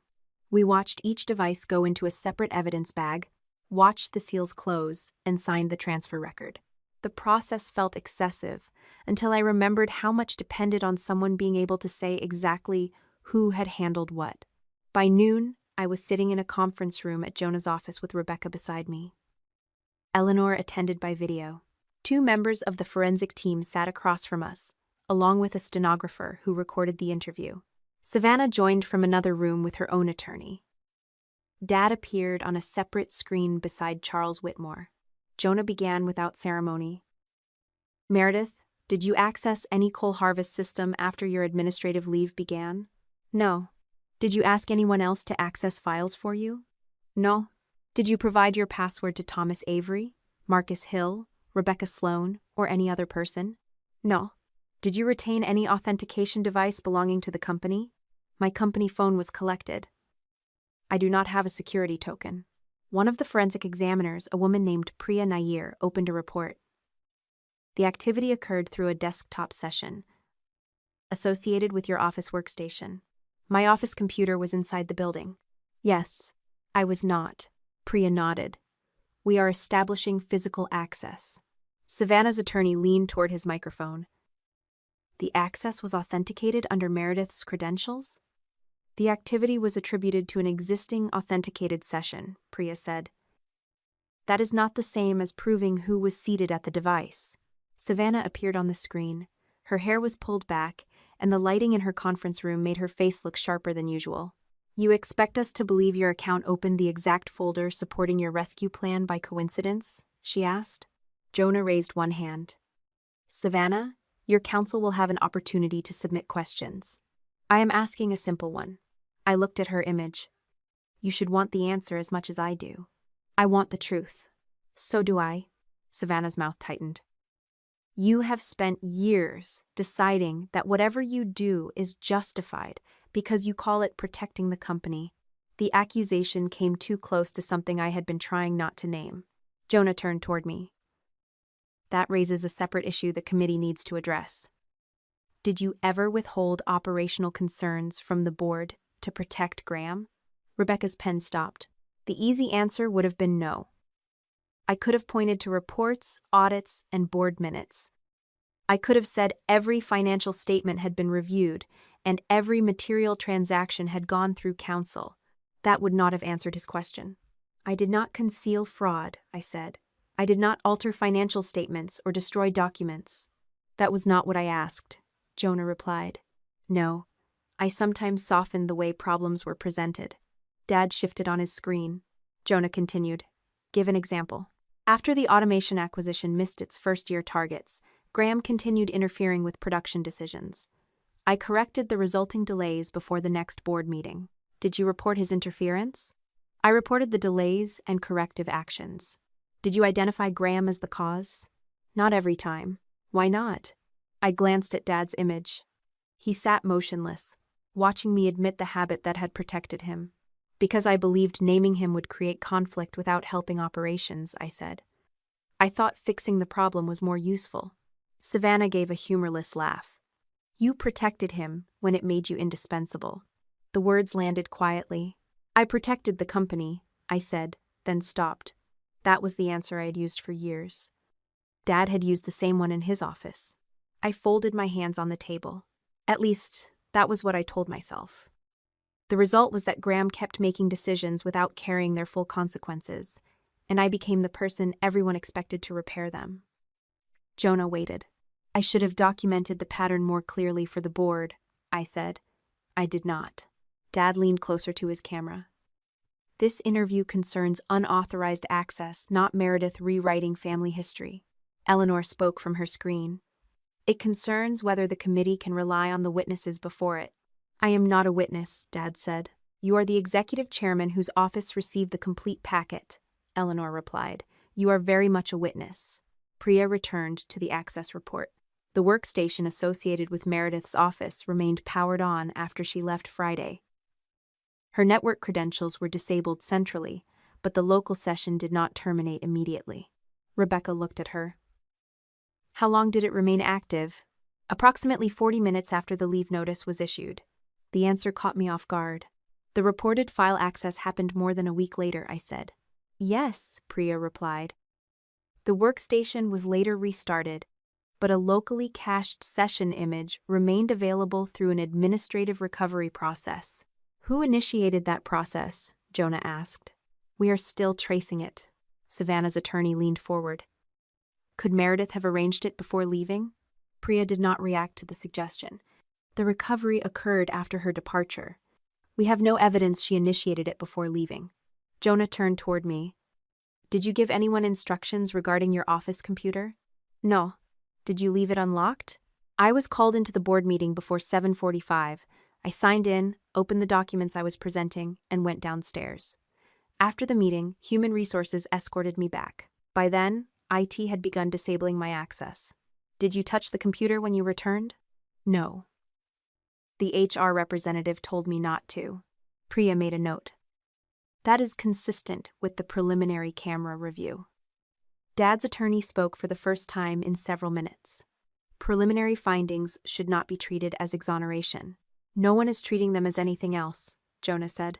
The interview continued for nearly 3 hours. They asked about the customer calls, the supplier extension, the warehouse buyer, and every document I had viewed in the restricted data room.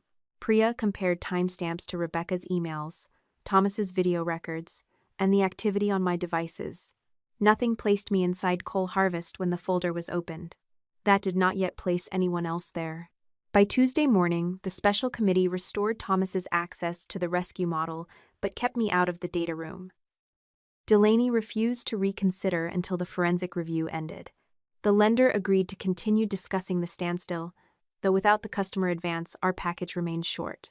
Savannah released another internal message. The company is cooperating with an investigation involving unauthorized access to confidential materials. Acting management remains focused on stability and will not allow individual conduct to distract from employee needs. This time, the implication was less careful. Marcus forwarded the message to Rebecca with one sentence. She is telling people Meredith did it. Rebecca advised me not to respond. I followed her advice and spent the morning reading the interview transcript instead. At 3 that afternoon, Jonah called us back. Priya had obtained badge records from the executive floor. My office had no separate badge reader, but the corridor leading to it required access outside normal hours. At 9:56 on Saturday morning, Dad's executive assistant, Caroline Voss, used her badge to enter the 4th floor corridor. Caroline had worked for him for 11 years. She knew every director's birthday, every lender's preferred hotel, and which reporters could be trusted to print a quote without asking a second question. She also knew where old equipment was stored after an executive left. What does Caroline say she was doing? I asked. She says Graham asked her to retrieve transaction correspondence from his office. Jonah replied. My office is on the opposite side of the corridor. We know. Is there camera footage? Yes. The hallway camera showed Caroline entering Dad's office at 9:58. She came out 7 minutes later carrying a small desktop unit used by our information technology department for recovery and imaging. At 10:11, she entered my office. At 10:14, my account accessed the transaction folder.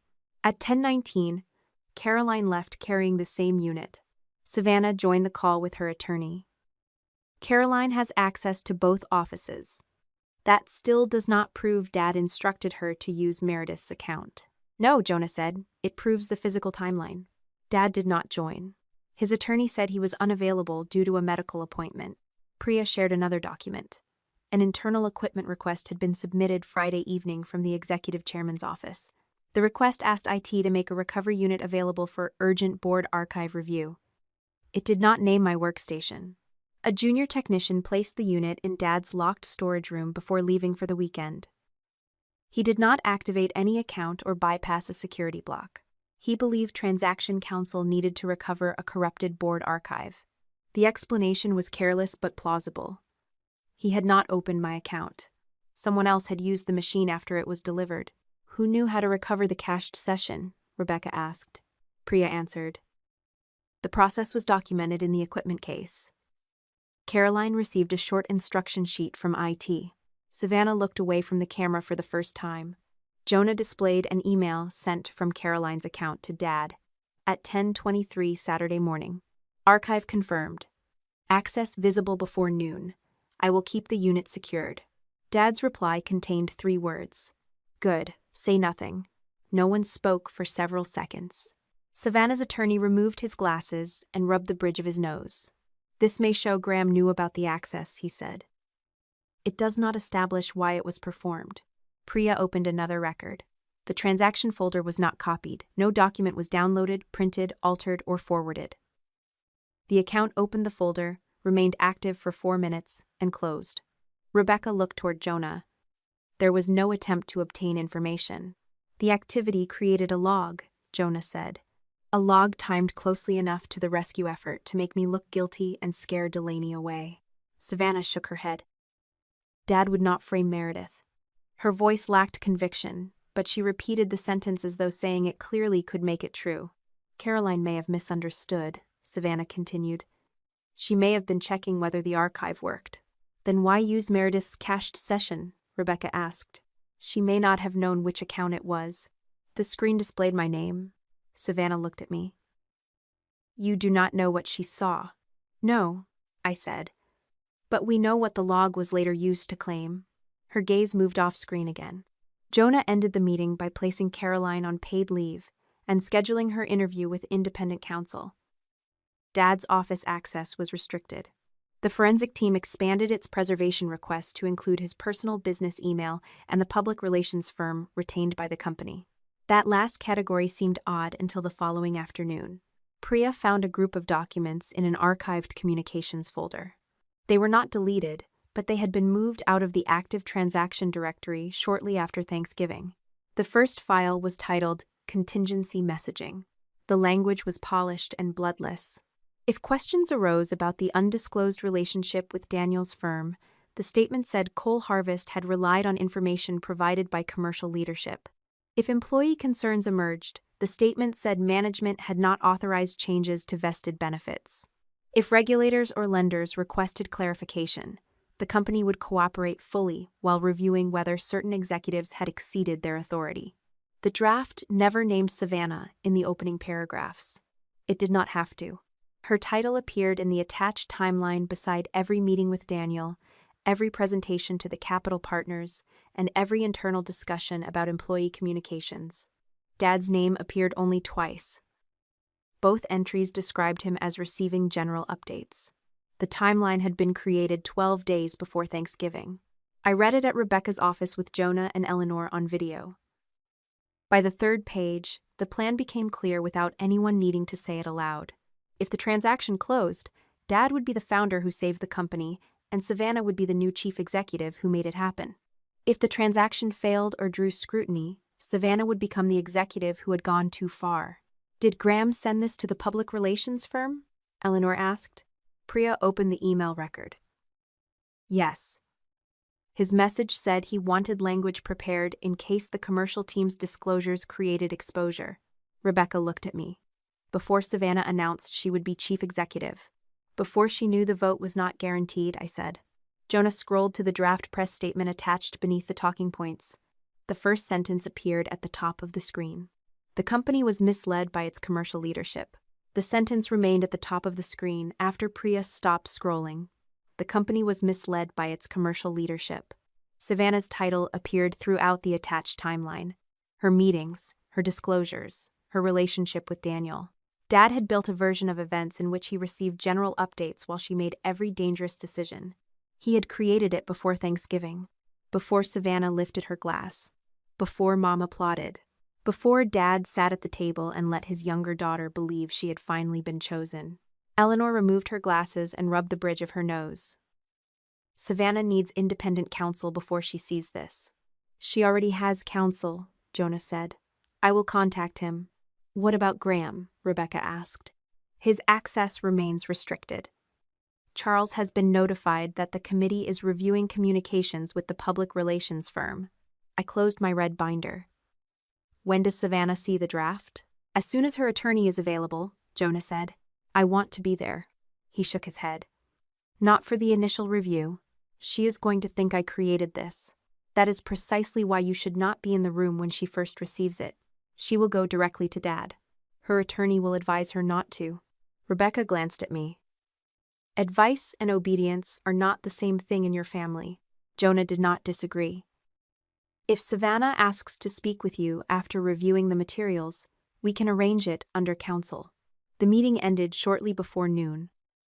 I left Rebecca's office with the image of Savannah at Thanksgiving fixed in my mind. The confidence in her voice had not come only from vanity. Dad had promised her something she had wanted since childhood. He had also prepared the document that would destroy her if the promise became inconvenient. That did not make her innocent. Savannah had read Appendix G. She had accepted Daniel's undisclosed involvement. She had announced my termination before receiving authority. She had stood on the factory floor and suggested my questions threatened payroll. Being used did not erase the people she had chosen to use. Jonah called at 4:17. Savannah has requested a joint meeting, he said. When? Tomorrow morning. Her counsel will attend. Graham and Daniel will not. Has she seen the full file? She has seen the talking points, draft statement, timeline metadata, and the email from Graham. What did she say? That is for her to tell you. The meeting took place at Jonah's office in the same conference room where the committee had questioned me about the false access record. Savannah sat at the far end beside her attorney, Michael Grant. Her cream jacket was gone. She wore a gray sweater, no earrings, and the skin beneath her eyes looked raw. She did not greet me. Jonah set a printed copy of the draft statement between us. Savannah requested this meeting because she believes Meredith may have information relevant to her position. Michael turned toward my sister.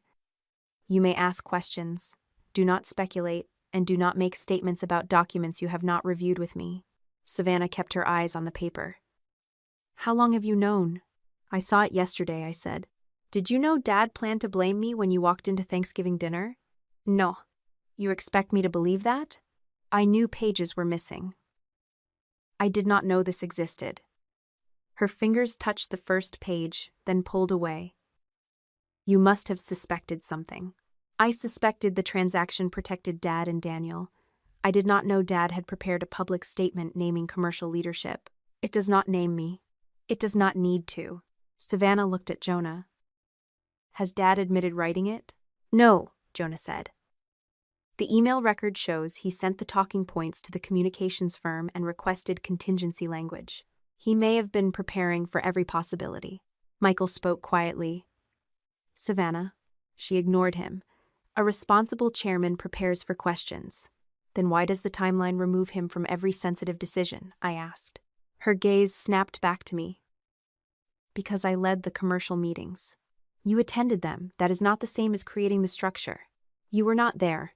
No, I was running the company while you and Daniel planned how to sell the building underneath it. The room tightened. Michael raised one hand. We are not going to trade accusations. Savannah leaned back. You always do that. Do what? Reduce everything I did to parties, speeches, and Daniel. I did not say parties. You did not have to. Her voice had changed. The polished tone from the town hall was gone, leaving something rougher underneath. You talked over me in board meetings, Savannah said. You corrected my numbers before I finished speaking. When Delaney came back, you told everyone operations saved the contract. Operations made the contract profitable, and I reopened the door. Yes. The word interrupted whatever argument she had prepared. Savannah stared at me. You did reopen the door, I said. You rebuilt that relationship.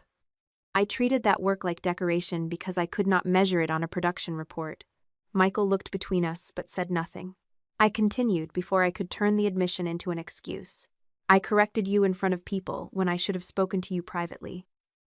I took projects away instead of teaching you what I thought was missing. Then I blamed you for not knowing things I had never let you learn.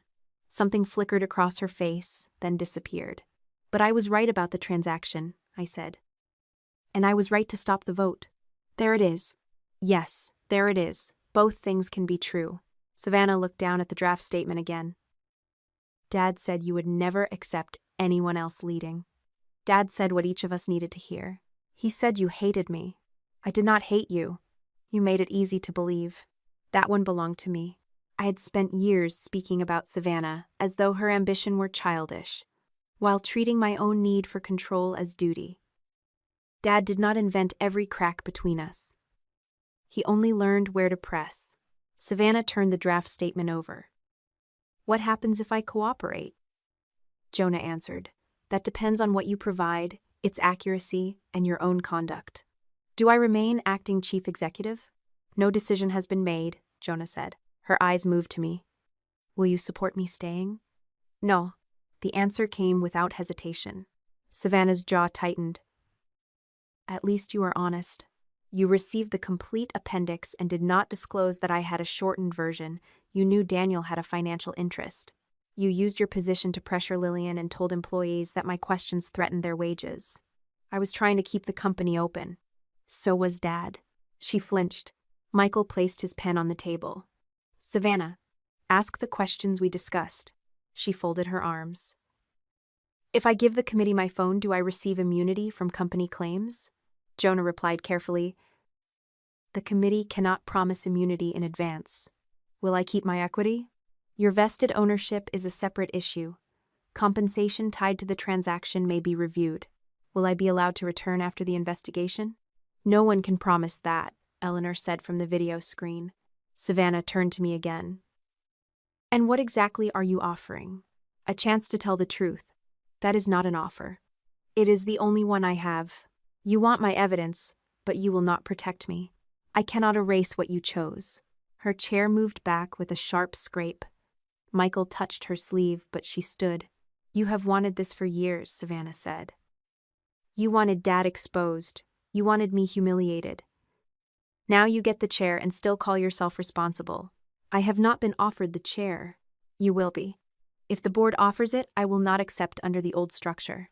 She gave a tired laugh. You always have conditions. Yes, that was one part of me I had no intention of apologizing for. Savannah gathered her bag. This meeting is over. Michael remained seated. Savannah, we have not finished. I have. She walked out before her attorney could stop her. For the rest of that day, I heard nothing. The committee did not tell me where she went or whom she called. Jonah only confirmed that her attorney remained in contact and that she had been instructed not to destroy or alter any device. The sequence became clear later, after Savannah surrendered her records and sat for 2 interviews. She called Daniel first. Their conversation began by video, then continued in person at a private conference room Mercer Ridge used near the airport. Savannah told him at the start that she was recording the meeting for her legal notes. Daniel objected, but after consulting his attorney by phone, he continued with the understanding that the recording might be reviewed by counsel. Savannah asked whether Mercer Ridge would defend her if the committee accused her of incomplete disclosure. Daniel told her the firm would cooperate with any lawful request.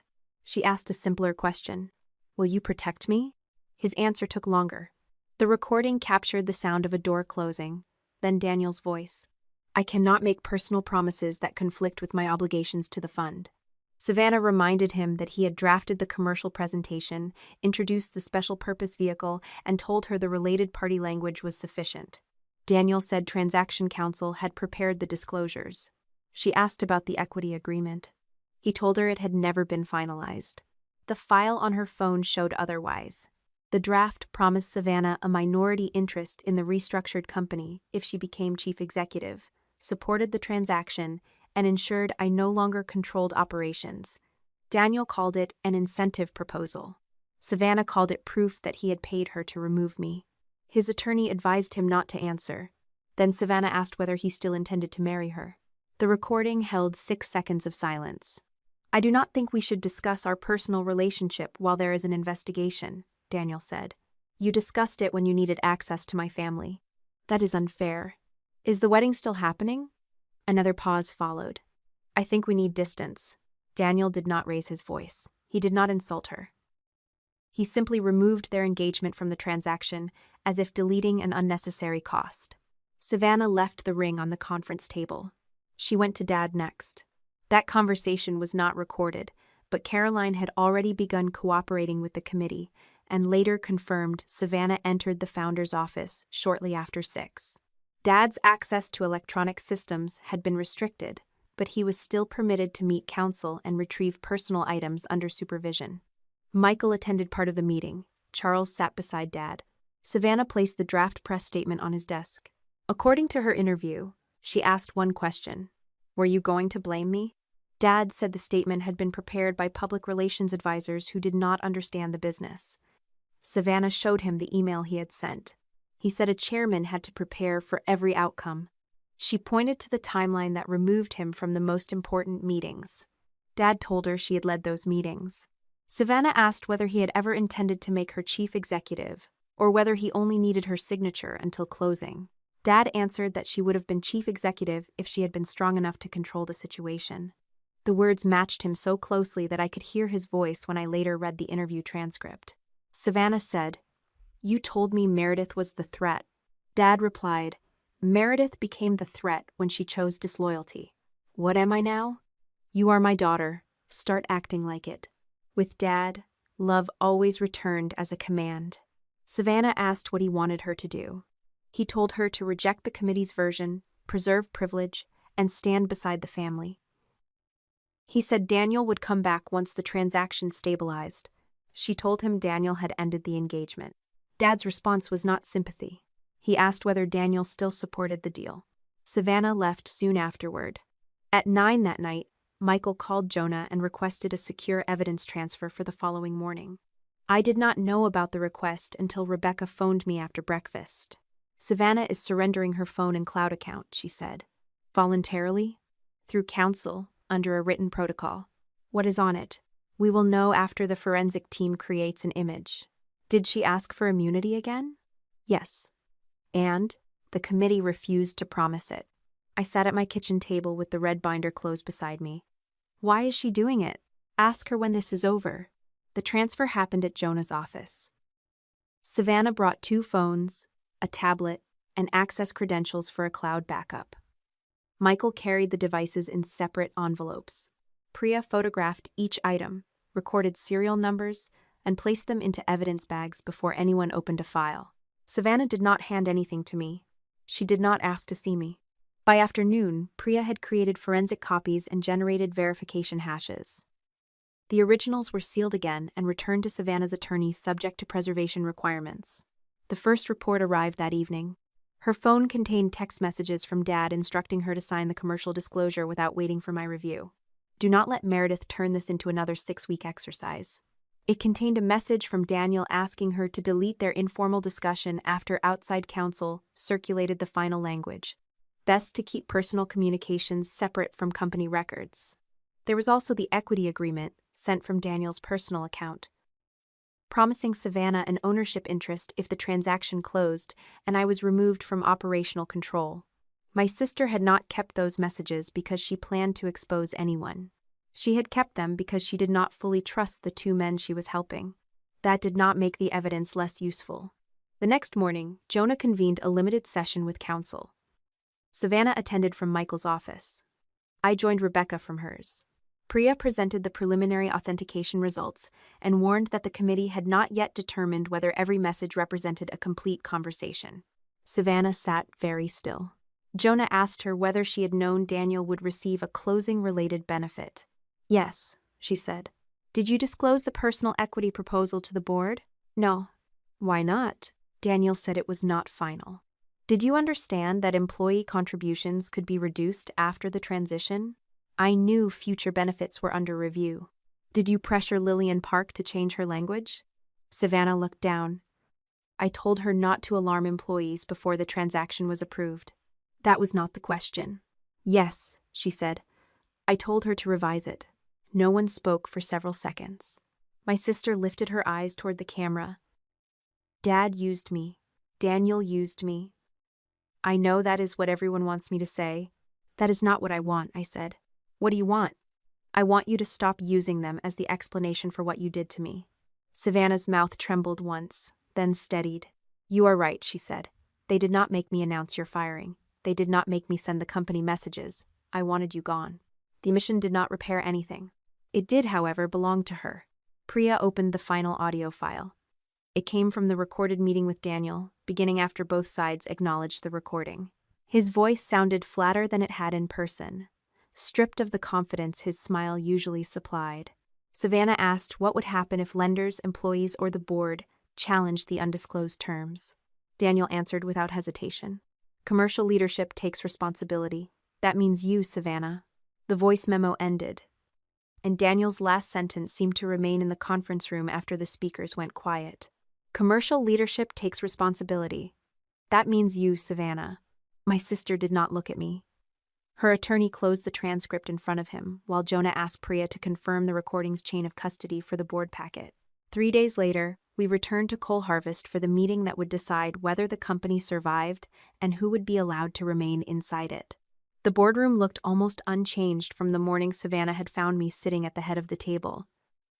The same windows faced the factory roof. The same framed photograph of Dad cutting the ribbon on the original plant hung near the door. This time, Eleanor sat in the chair at the head, and Graham's nameplate had been moved to the side. Dad entered with Charles Whitmore and took his assigned seat without greeting anyone. Savannah came in beside Michael Grant, carrying no bag and wearing no ring. Daniel attended by secure video from his firm's counsel's office. The independent directors appeared on the wall screens. Representatives for the lender and transaction counsel waited on separate lines. Jonah sat beside Priya and a stack of indexed exhibits, thick enough to require 2 binders. Eleanor called the meeting to order. "We have 4 matters before us," she said. "The special committee's preliminary findings, the proposed transaction, governance, and leadership, and the company's immediate liquidity plan." Dad placed both hands on the table. "Before we begin, I object to the word findings. This process has been rushed and infected by family conflict." Eleanor did not raise her voice. "Your objection will be recorded. I am the founder and controlling shareholder. You are also the executive chairman whose conduct is under review." Charles touched Dad's sleeve, and for once, he stopped. Jonah began with the board materials. Priya displayed the file history from the board portal. Transaction counsel had delivered a complete packet containing Appendix G to Dad's office, Savannah's office, and the corporate secretary. Several hours later, a second version had been created. That version removed 7 pages and became the file assigned to my director account. The hash values differed, the page count differed, the distribution record did not. Transaction counsel confirmed Appendix G should have been available to every director before any vote connected to the deal. Dad leaned toward his microphone. "No one has shown that I altered the packet. No one is making that single claim based on the file history alone," Jonah said. "The committee is presenting a sequence of events." He turned to the benefits documents. Appendix G did not take away benefits employees had already earned. It allowed the new owner to freeze future employer contributions after a transition period, review retiree health coverage, and close the main plant after certain conditions were met. Lillian Park joined through a separate video line with her own attorney. Her voice shook at first, but she kept going. She confirmed that Savannah's office had sent her the benefits language before Thanksgiving.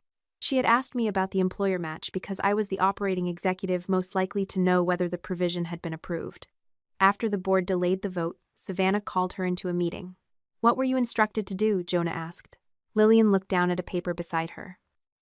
"I was told not to use the words pension reduction or benefit cut. I was told those phrases could create panic and threaten financing." "Did you believe your original question to Meredith was inaccurate?" "No." Savannah's attorney whispered something to her. My sister nodded once, then spoke. "I told Lillian to avoid alarming employees before final terms were approved. I should not have pressured her to change her account." Dad turned toward her. "Savannah, do not make statements your attorney has not advised." Michael's expression sharpened. "My client is represented by me." That was the first visible crack in Dad's control that morning. Jonah moved to Daniel's financial interest. The side letter showed Mercer Ridge would receive advisory compensation upon closing. Daniel also stood to gain through a carried interest arrangement connected to the investment vehicle. Savannah's private equity proposal offered her a minority interest in the restructured company if the deal closed, and I was removed from operational control. Daniel's attorney appeared beside him on the screen. The equity proposal was preliminary and never executed. "It was sent to Savannah before the succession vote," Jonah said. "A draft does not create a binding right." "No," Eleanor replied. "It creates a disclosure issue." Daniel looked into the camera. "Savannah was responsible for disclosing her personal arrangements." My sister finally looked at him. "You told me it was not final and did not need to go to the board. I told you to consult counsel. You sent it from your personal email, because it concerned personal compensation." "You mean mine," Savannah said. "Not yours." Dad shifted toward the directors. "This is exactly the problem."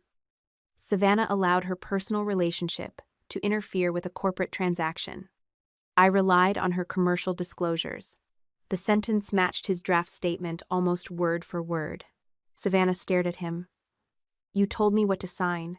I expected you to exercise judgment. You told me Meredith would drag the company into bankruptcy if I waited." Dad spread one hand. "You were president. Leadership requires decisions." My sister's face tightened. "And when those decisions became dangerous, you prepared a press release saying I exceeded my authority." Charles leaned toward Dad, speaking under his breath, but Graham did not stop. You did exceed your authority.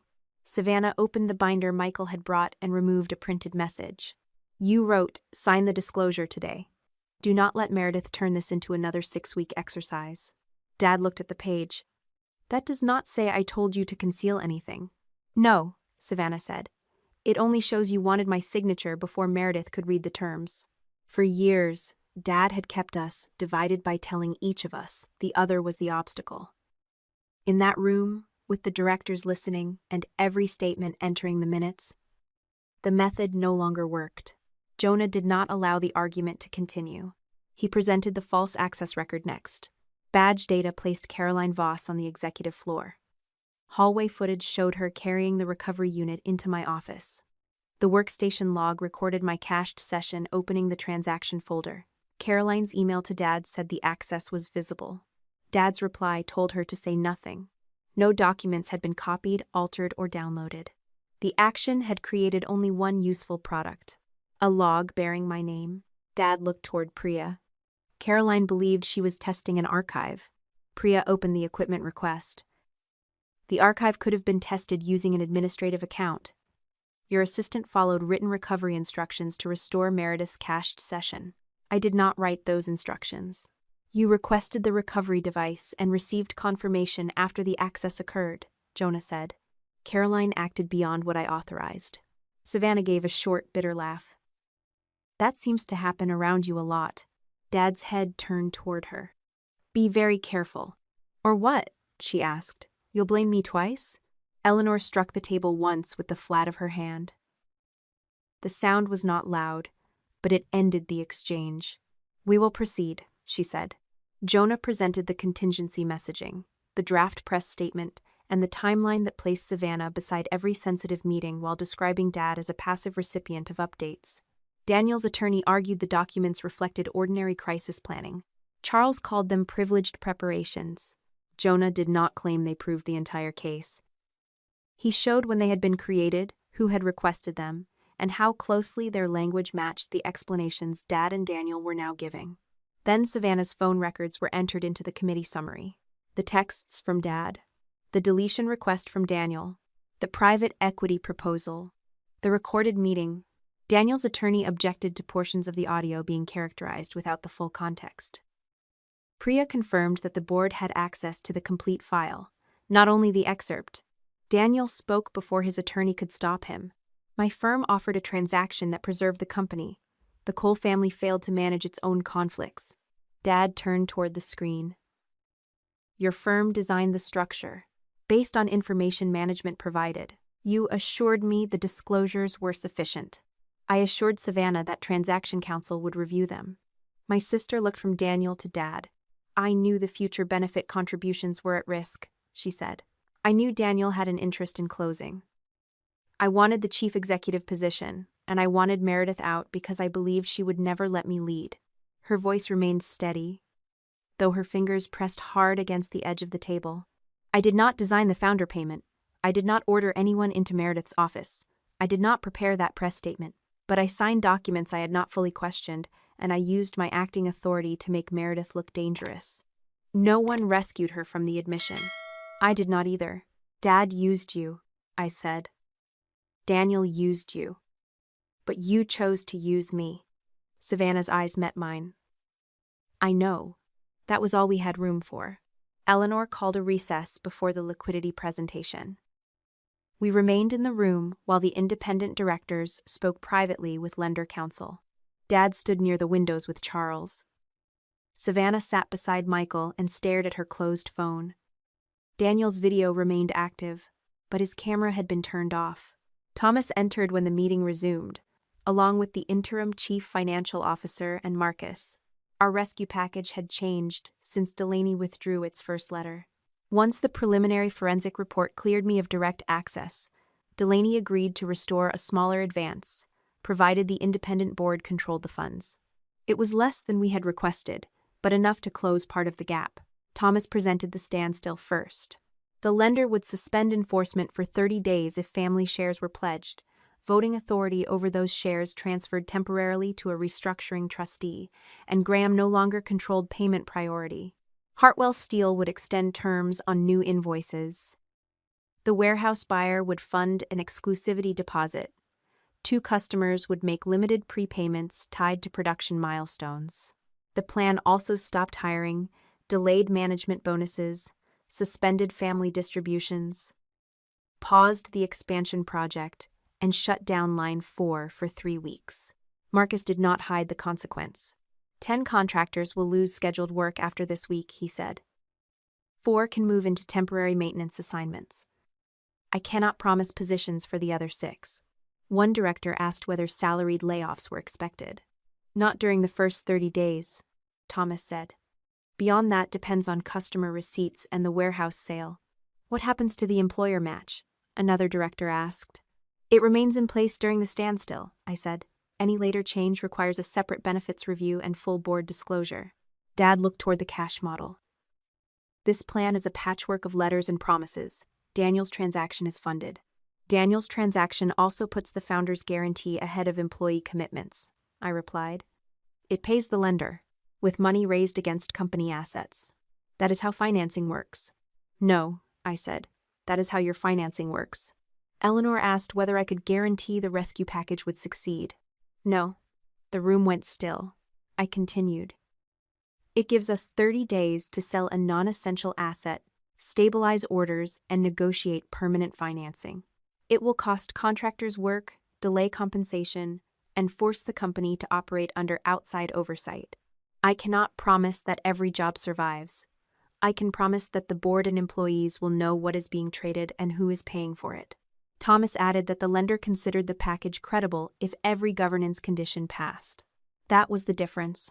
Daniel offered immediate money tied to incomplete disclosure and family protection.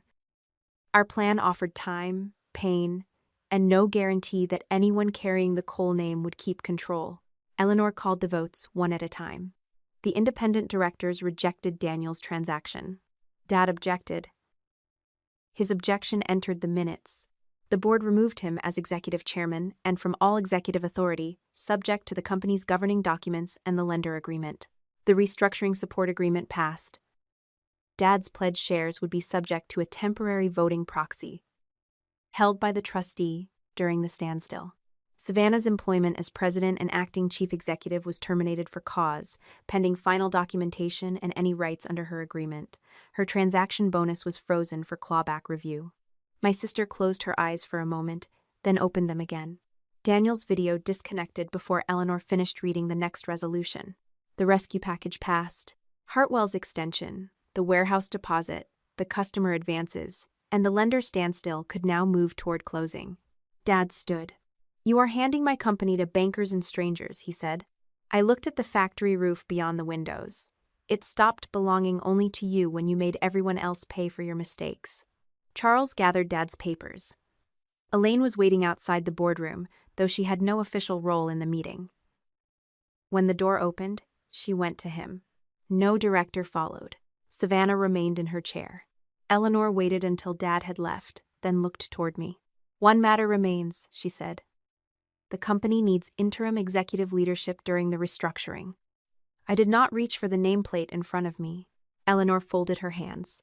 Meredith, under the governance conditions you proposed, will you accept the position of interim chief executive officer? Eleanor's question settled over the room. Meredith, under the governance conditions you proposed, will you accept the position of interim chief executive officer? Savannah remained seated across from me. Her title had been taken from her less than 10 minutes earlier. Dad had left with Mom and his attorney. Daniel had disconnected before anyone could ask whether Mercer Ridge intended to return the advisory fees already charged. The chair was available. That did not make it mine. I will accept for 2 years, I said, subject to a formal review after the first 12 months. Eleanor picked up her pen. State your conditions for the record. The restructuring officer reports to the independent directors, not to me. Related party transactions require full written disclosure before discussion. Graham holds no executive, advisory, or ceremonial role. The company does not pay his personal legal expenses. One of the directors nodded for me to continue. Management bonuses remain suspended until minimum liquidity is restored. Employee benefit changes require a separate review. The board adds 2 independent seats, and we establish an employee advisory council with access to quarterly operating updates. Savannah watched without speaking. And if the board decides I am part of the problem, I said. The board removes me under the same rules. Eleanor looked around the table. Any objections? No one raised one. The resolution passed. I signed the employment agreement that afternoon, but I did not move into Dad's office. Facilities sealed it for the forensic team, and I asked for a smaller room near operations. My old office remained unavailable while the investigation continued, so I worked from a conference table with Thomas, the interim chief financial officer, and a rotating stack of cash reports. There was no celebration. The lender standstill closed 2 days later. Delaney funded its reduced advance after the money was placed under independent control. Hartwell extended terms on new invoices. The warehouse buyer sent the exclusivity deposit, and the board approved the sale process. Line 4 shut down the following Monday. 4 contractors moved into temporary maintenance work. The other 6 finished their last shift before noon and turned in their badges. I met with them in person, explained the decision, and signed the final paperwork myself. One man named Curtis had installed equipment for us for 8 years. So the company survives, he said. And I still go home without work. For now, yes. He studied my face as though waiting for a promise. I did not make one. We will call you first, if the line restarts, I said. But I cannot give you a date. Curtis nodded once. At least you said it straight. That was not enough to pay his mortgage, and I did not pretend it was. The first month was a string of choices no one wanted. We froze hiring, delayed management bonuses, canceled the expansion project, and sold equipment that had been sitting unused since the automation acquisition. Every morning began with cash on hand, vendor priorities, and payroll timing. Dad had taught me to protect people from truths they could not handle. I did the opposite. At the first employee meeting, I stood on the same factory floor where Savannah had told everyone delay threatened their wages. Marcus stood beside me, not behind me. The company is open, I said. Payroll is funded. That does not mean the danger is over. No one applauded. I explained the line closure, the warehouse sale, and the lender oversight. I also told them future benefit changes could not be hidden inside a transaction packet again. Then I said something I should have said years earlier. I helped create this problem by fixing mistakes without making sure the board understood who caused them. I believed keeping operations stable was enough. It was not.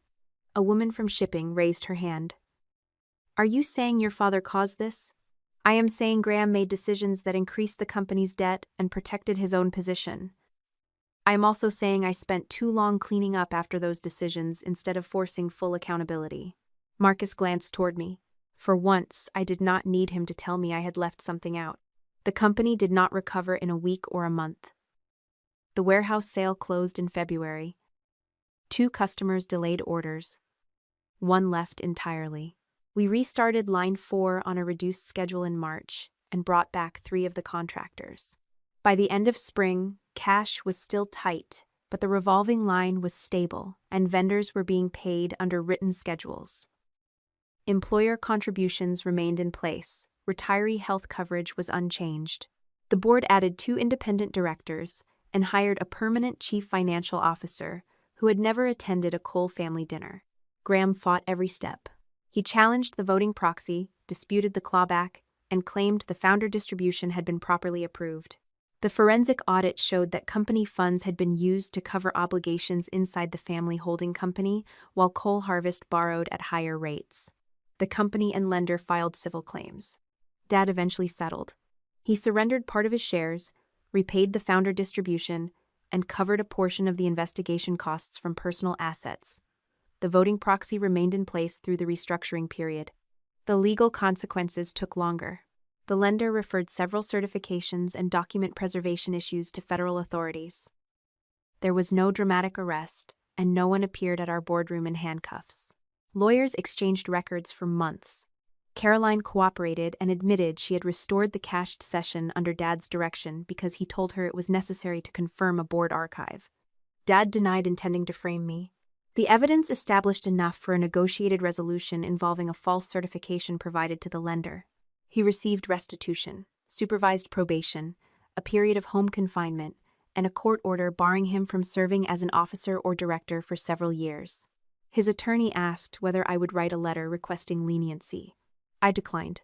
I already spent 20 years reducing the consequences of his choices, I told Rebecca. I am not doing it again. Daniel's ending was quieter.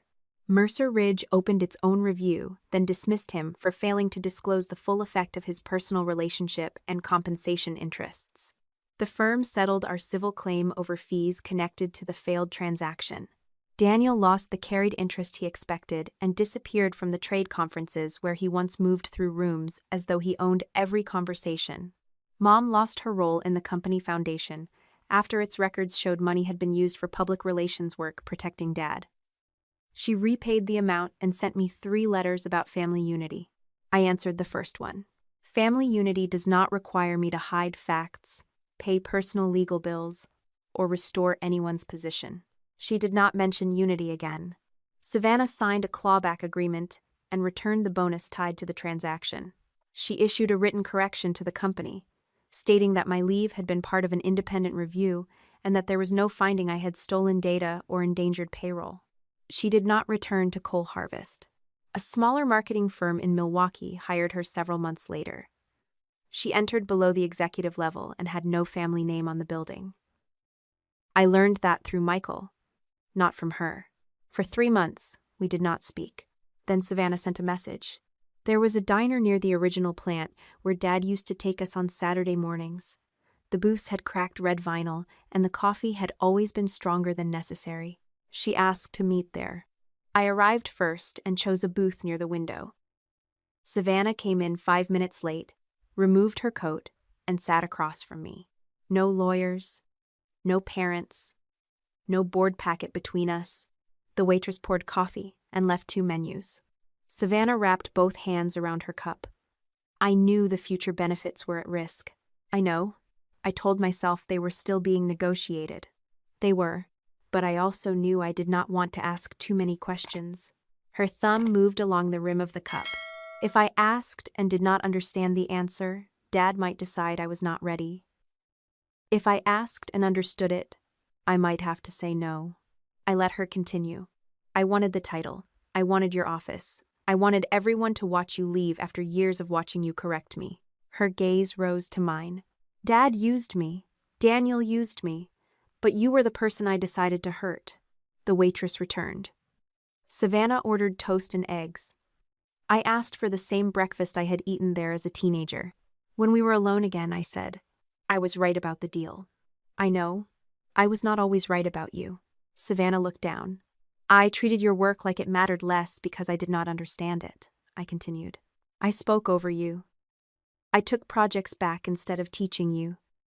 Then I blamed you for not knowing what I never allowed you to learn. You made me feel stupid.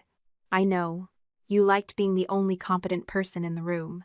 The sentence would once have started an argument. Instead, I stirred my coffee. Sometimes I did. Savannah's shoulders lowered slightly. That does not excuse what you did, I said. I am not asking it to. Our food arrived.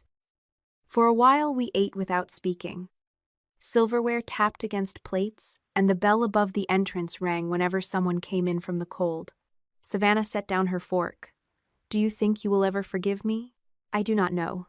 She nodded as though she had expected that. I am not ready to trust you, I said. Being my sister does not erase what you did. I know, but what you did does not erase that you are my sister either. Her eyes filled, though no tears fell. She reached for her coffee instead. I paid for my breakfast. Savannah paid for hers. Outside, we stood beside our cars while wind moved across the parking lot from the direction of the plant. I will not help you return to Coal Harvest, I said. I am not asking. I will not carry messages from Mom or Dad. I will not bring any, and I will not discuss the investigation beyond what is already public. Savannah pulled her coat tighter. Understood. I opened my car door. Meredith? I looked back. Next month? She asked. The company still needed work. Our family remained broken in places neither of us could repair with one breakfast. Trust would require time, and forgiveness might never look the way Mom wanted it to. But Savannah had come without asking me to save her. For that morning, it was enough. Next month, I said. You should never confuse loyalty with surrender. Family may ask you to stay silent, accept unfair treatment, or protect someone from consequences, but love does not require you to abandon your judgment. Ask questions, keep records, seek independent advice, and refuse decisions that harm innocent people just to preserve someone's pride. You can admit your own mistakes without accepting blame for choices you did not make. Forgiveness does not have to be immediate, and reconciliation does not require restored trust. Sometimes the wisest choice is to protect what is worth saving, set boundaries, and let others face what they created.